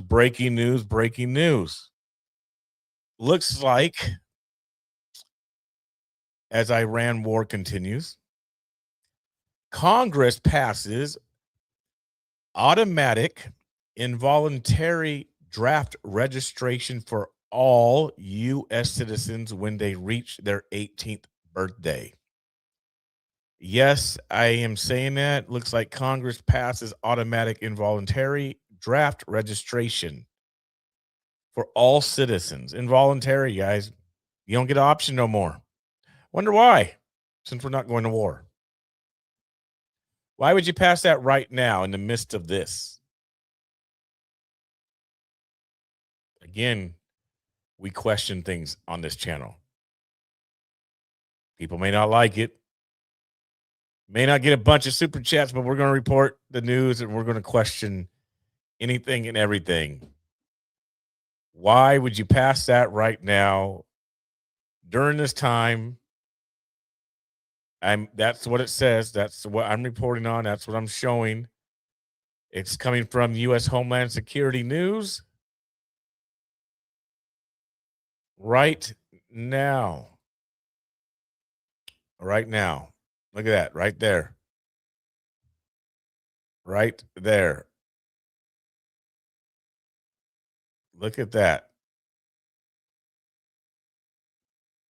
U.S. as Iran war continues, Congress passes automatic involuntary draft registration for all U.S. citizens when they reach their 18th birthday.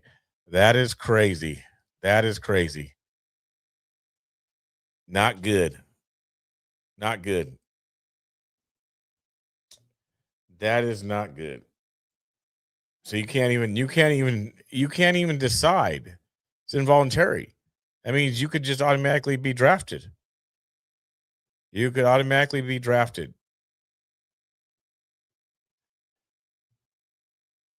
So if you guys remember this past weekend, Jake Lang had an event in New York, one of his protests, and some terrorists, some ISIS members threw bombs at him. They did not go off, thankfully. Obviously, there was a lot of police officers that went to the rescue, went to go tackle these guys to arrest them. One of them was, what was his name? I don't know his name right off. But anyway, CBS is reporting, it was just instinct, says one of the police officers. I was trying to get the bad guy. NYPD Chief Aaron Edwards, who has been hailed as a hero for leaping over a barricade and chasing down the Gracie Mansion bombing suspects on Saturday, says he doesn't want that viral picture to be about him. I want it to be about the day. I want it to be about what we did. I want that picture to be a reminder to New Yorkers that your cops, the members of the NYPD, we are going to be relentless in pursuing justice. There's going to be obstacles, nothing going to stand in our way from protecting New Yorkers. So here he is talking about that incident. If you guys don't know, there's a picture that's gone viral of him hopping the barricades to run after the two guys that threw the bombs. I guess he had a little press conference today. Here he reported. So here this is. That picture to be a reminder to New Yorkers that. So let me go back on it. You guys can hear in it. that moment, you know, Here we go. We had to pivot from one type of policing to a different type of policing, and I think the way that we transitioned was really good. In terms of going viral, first off, I'm happy that I cleared that barrier. Okay, imagine if I fell. You know, but to me, it was just instant. I'm trying to get the bad guy. You know, I was in real pursuit trying to get him, and just, you know, the picture going viral. You know, I don't want that picture to be about me. I want it to be about the day. I want it to be about what we did. You know, I want that picture to be a reminder to New Yorkers that, you know, your cops, the members of the NYPD, you know, we're going to be relentless in pursuing justice, right? And there's going to be no obstacles. Nothing's going to stand in our way from protecting New Yorkers. In that moment, you know, All right. we had to pivot from one type of policing. So that's to a that. different type of policing. And I think the way that we transitioned was He had to was pivot really good. from one type of In policing terms to of another. going viral, first off, I'm happy that You don't want it to be about him, the viral picture. He wants it to be about what they did that day, which makes sense, right? He's not trying to get the credit. It's just somebody got the picture of him hopping. But yeah.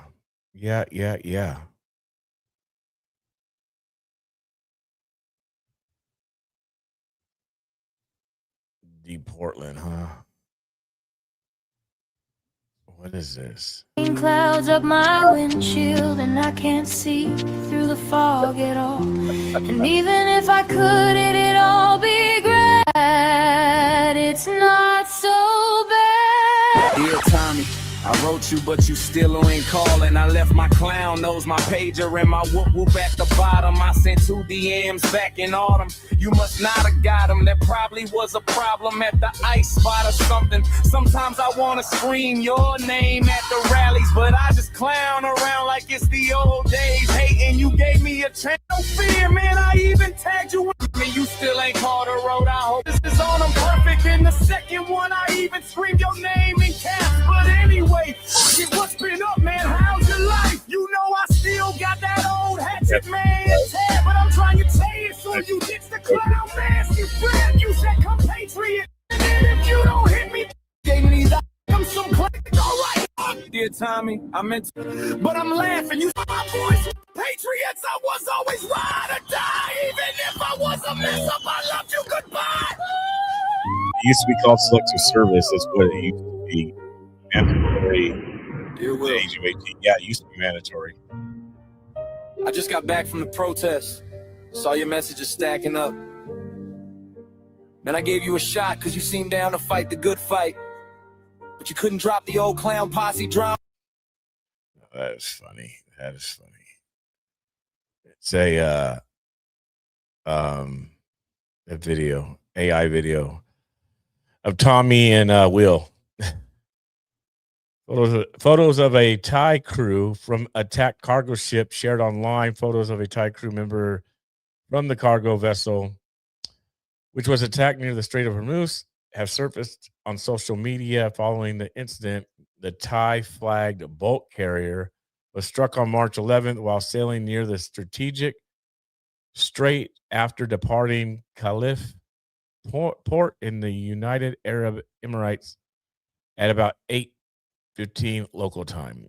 Ship owner Precious Shipping earlier informed the Stock Exchange of Thailand that 3 crew members are missing and believed to be trapped in the engine room. The company said it is coordinating with relevant authorities to rescue them. The remaining 20 crew members were safely evacuated and have reached shore in Oman. Meanwhile, international news reported that Iran's Islamic Revolutionary Guard Corps admitted carrying out attacks on 2 vessels in the Strait of Hormuz on the same day, including the Thai flagged. Okay, this is where things could get interesting, you guys. This is where things could get very interesting, to say the least. Is right here, and you can't see it, where it says, meanwhile, international news reports that IRGC admitted carrying out attacks on 2 vessels in the Strait of Hormuz on the same day, including the Thai flagged, whatever that is. The IRGC claimed the vessel ignored warnings and attempted to pass through the strait illegally. So this here is where you start and begin to have other countries enter this conflict.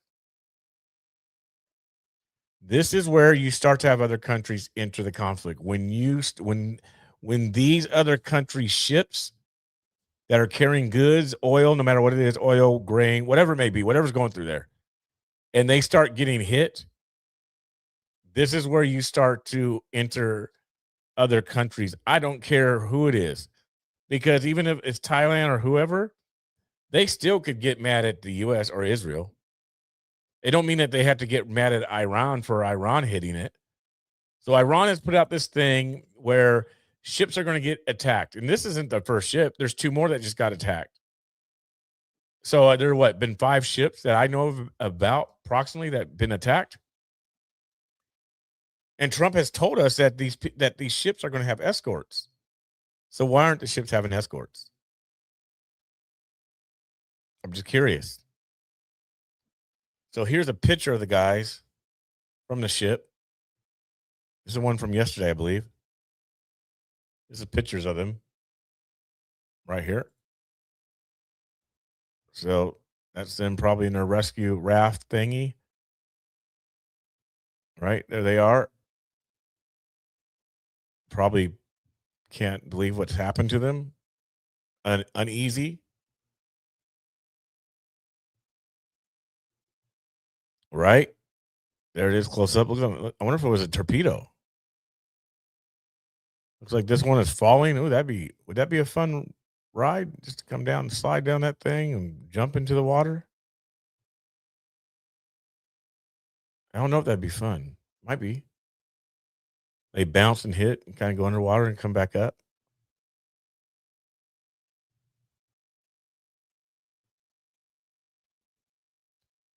So, yeah.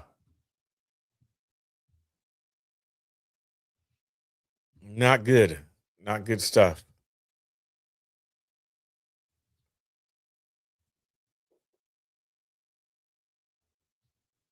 What else? What else is going on? What else is happening? Trying to see if there's anything. Oh, here's Newman, you guys. Here's Newman talking about what's happening. Of that information. There we go. Concern. You guys like Newman.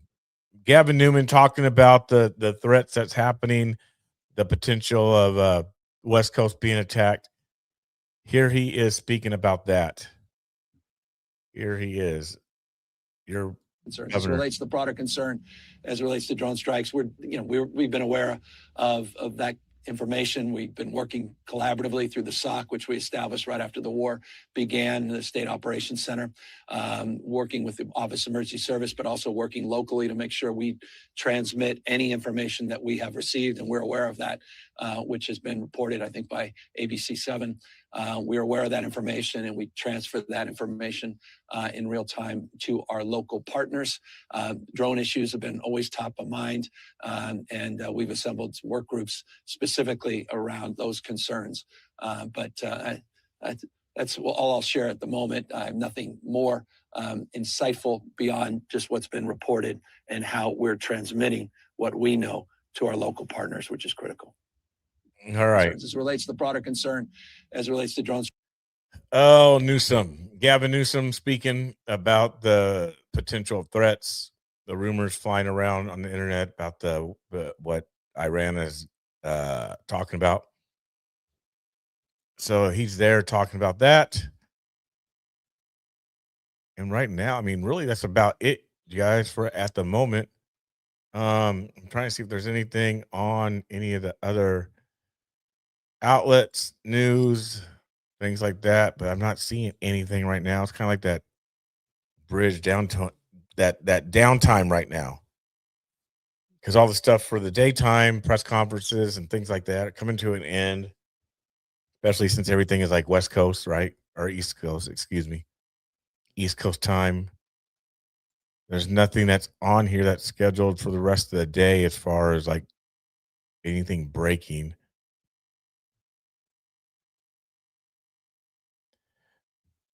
Nothing on. Nothing on. Let's see. Steve's not even saying too much.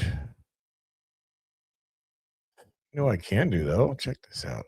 We could look at flight radar, huh? Let's do that. How about we look at flight radar right quick? Live map. See if we can find some airplanes. See if we can find some airplanes. And see where they're at. Let's zoom out. All in that area. Now, there's a drone off the coast of Beirut right now. Yep. There is a drone off the coast of Beirut right there. I don't know where it came from. Is there a base over here? It looks like it came from the base there. Check the flight path out. It don't say when it's going to reach a destination. It's been flying since 9:27. 9:27 their time. Right here, this little. There it is, just going in circles right off the coast. Beirut is right over here. Yep, right down here. Beirut. So all I have to do is fly in. Looks like it's Air Force. It is an Air Force jet. So it's one of drone, one of ours. So you have that one going on. See what these bad boys are. Nope. About this plane. It looks like it just took off. Nope. That came from someplace else. Looks like these might be two planes. What are these? Same planes? Guess so.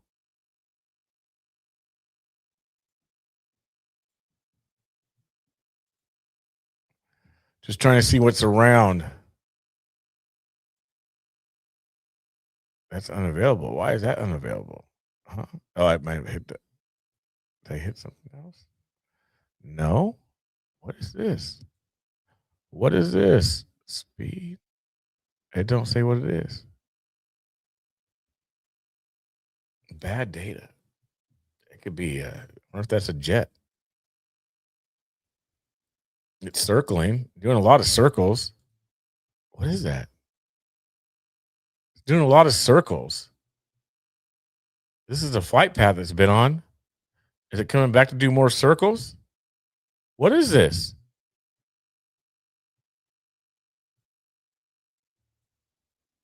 What is this? So it turned on the radar here. Then it was like non-radar. Wow. Then it picked it up. Where's this thing coming from?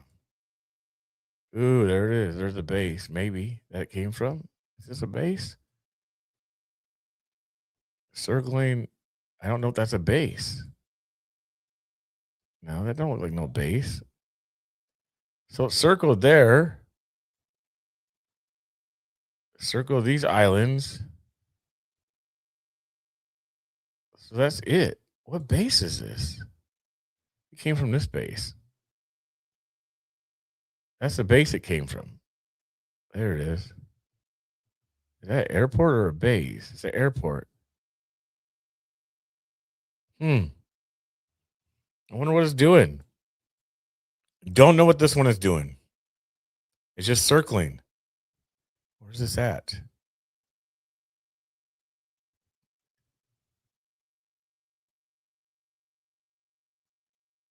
Okay. Interesting.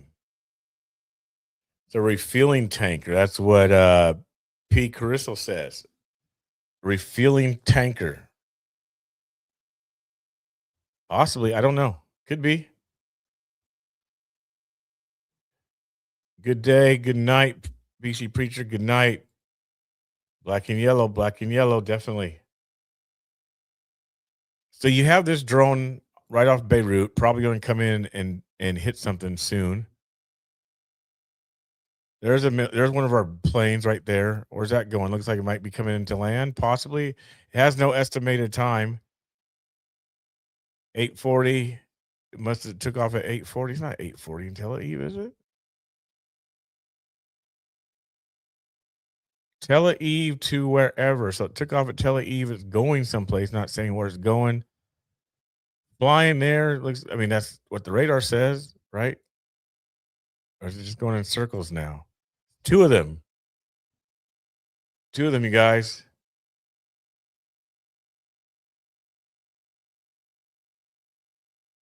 Military aircraft. There's two. One in front, one. Yep. One behind each other. Let's see what this one is. Here's another one. So there's three kind of together. Four. I get that's probably one as well. Yeah. So four, they're kind of spread out. 1, 2, 3, 4. These four. Are they coming into land? 5. Nope. I don't think they're coming into land. So 5 of them in the area. 2 and these 3.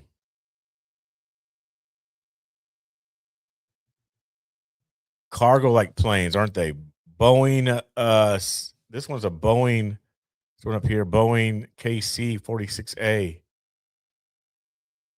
KC-135R. Same thing. 35R, 135R. So all four of those are the 135s, except this one.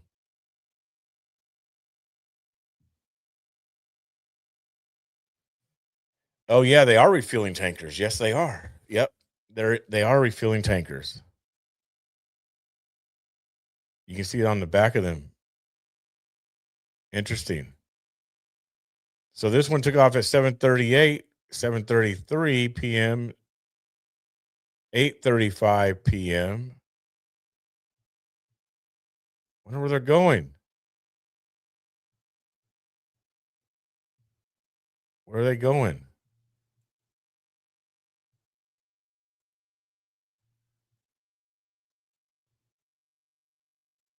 Where are they going?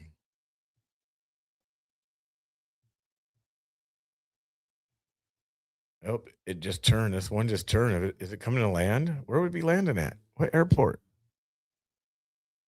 Oh, would it be coming? Maybe the Tel Aviv one? Possibly. Let's see if he turns. Let's see if he turns. Is he going to turn? He's going over their freeway.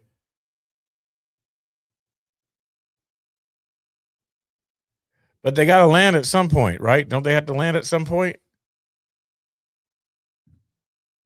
They got to land somewhere and they have to get refueled or get more fuel. out over the ocean now, or the Mediterranean Sea.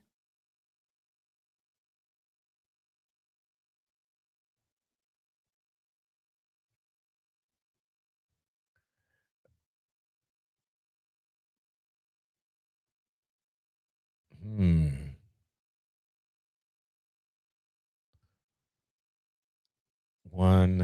Oh no.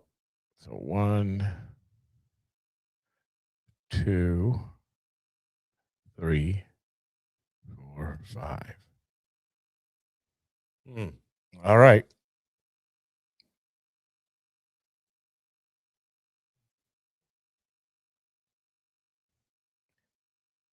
I've yet to find any jets on here. I want to see a jet. They probably won't be on here.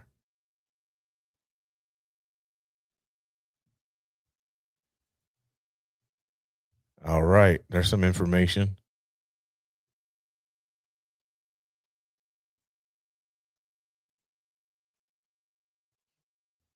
This morning, B2s were landing up in UK someplace, I believe.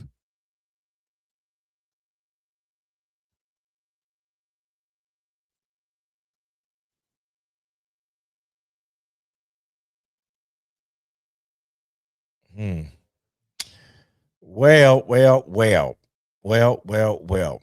Nothing currently is too much breaking. I'm also looking at Steve in the free TV. He's showing what I'm showing, so there's not really a lot going on. Not really a lot.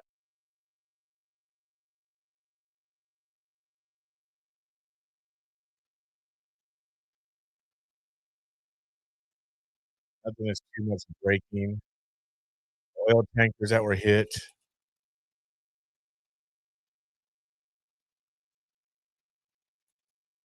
Lays out how the information war will continue. Alex Jones lays that out. The information war will continue. Alex Jones lays out how the information war will carry on in the future after the plug is imminently pulled on our operations. That's the next concern. What's this going to look like when and if this is pulled? What's it going to look like?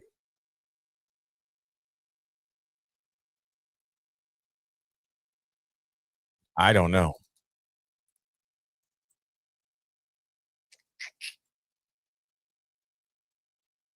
Yes, Iran is threatening to drone strike the US, but again, they're out of their drones, they're out of their missiles, so there's nothing to worry about.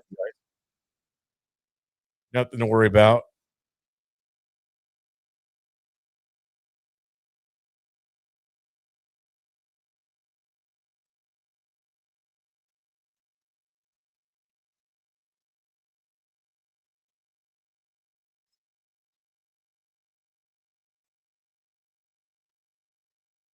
$100 a barrel. Let's see what Michael Flynn has to say.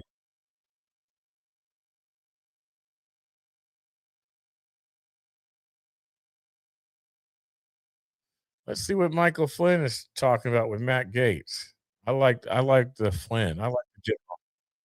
Here in America. So Let's see when what we he talk says. about this war, there's some reporting now of some communications that apparently have been intercepted about waking up some of these sleeper cells right here in America. So when we talk about this war is not going to be just isolated to the Persian Gulf or Iran or even some of the Middle Eastern countries that you just stated and you have on the screen here, like when we talk about Lebanon or Iraq or Jordan or Abu Dhabi or UAE, etc.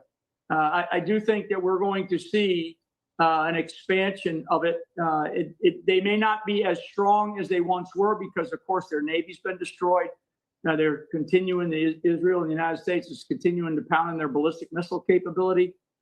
But the Iranian military is a powerful military, and I'm not sure we've even touched on their conventional ground force capabilities. I mean, they have a large artillery capability. They have a very extensive military, and hopefully some of these people in the conventional Iranian military will will turn on the government and join the protesters. But I want people to understand that these guys have had like 40 plus years to prepare for this kind of thing. And this is not a third world country at all. It's a very sophisticated country. They have clearly their problems ideologically, but.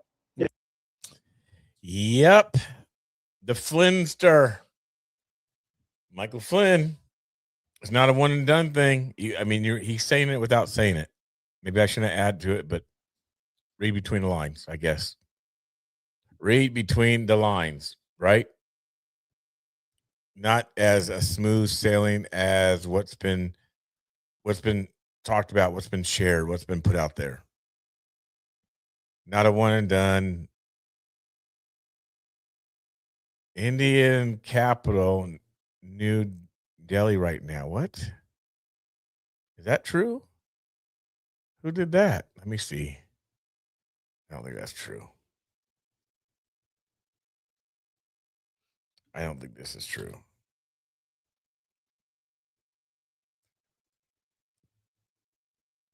There's only one way to find out.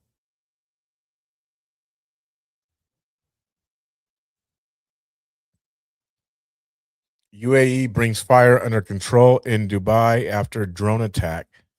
No injuries reported. All right, that's 5 minutes ago. Got the oil tanker an hour ago.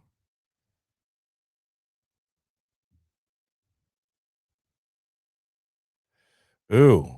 Senegal lawmakers officially approved bill doubling prison sentences for stuff that America is okay with. Would you like to see? Sure you would. Let me back out of it. Hold on. Right there.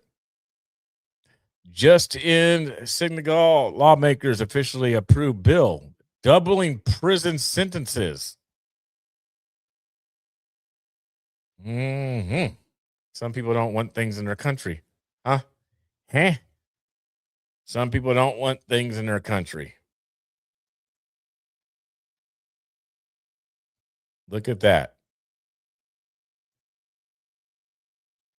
Doubling sentences for homosexual.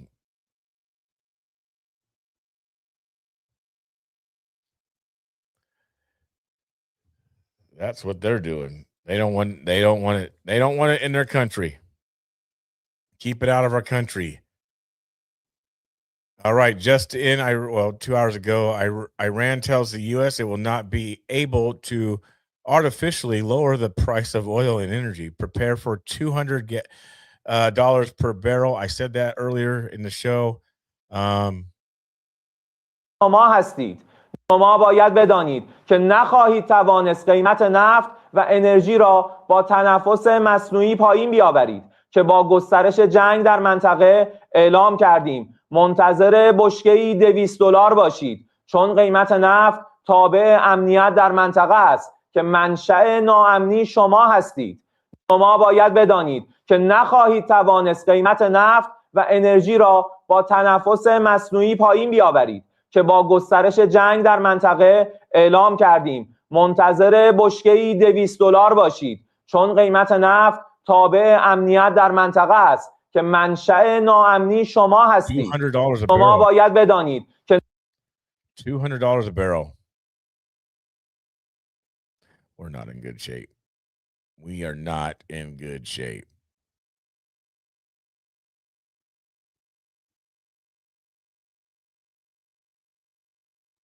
$48 minutes ago, the same thing.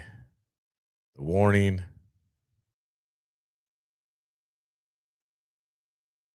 Yep, there's not much going on. So, not right now. So I'm probably going to get off here then, guys. Come back on a little bit later if there's stuff going on. Come back on later if there's stuff happening. There's nothing really to report on at the moment. At the moment, there's nothing to report on. So I'm going to call it for what it is for tonight, or for now at least. I'll probably come back on later. Maybe I'll come on with some guys. Talk about some of this stuff. Jake Jake Paul and Trump doing the dance, the famous dance backstage. It's kind of funny. Here's this. Look at this, you guys. Planes were seen landing. So they were showing this earlier when they were landing. Fairford Air Base this morning. These bad boys. Bad boys. Wouldn't you like to be a pilot for one of those? Look at that. Look at those bombs. You look like ants. Look how big them things are. Goodness. Oh, not really. Look at how that's a bad boy. That's a bad boy. Look at that.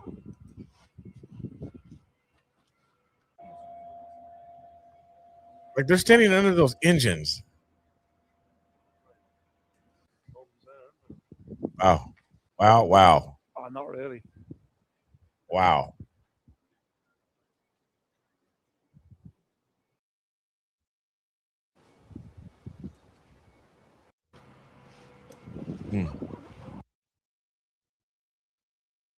Well. All right, ladies and gentlemen, I will come back on later. Rescue teams pull survivors from burning oil tanker in southern Iraq. So, what does Nick Fuente says? I don't feel like listening to him right now.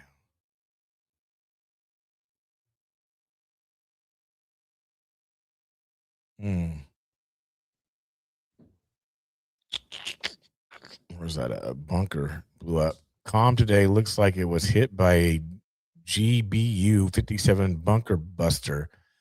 The GBU 57 massive ordnance penetrator is a 30,000-pound bunker busting bomb designated to penetrate deep underground before detonating.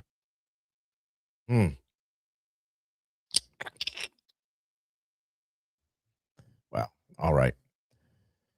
I'll come back on later, you guys. More than likely, probably come back on later. So, in the meantime, make sure you guys hit that share button, hit the like. Again, you can always do super thanks after the videos are done and you're watching back. If you'd like, PayPal, Venmo, Cash App, Zelle, Buy Me a Coffee. Make sure you guys hit the memberships for exclusive content, Bible studies we're going to be having, things like that. So make sure you hit that up as well, the membership program. I'll probably come back on later. So I appreciate you guys. Until then, you guys, have a great night. Let me see something real quick. I'm trying to find something. I can't do it, but until then,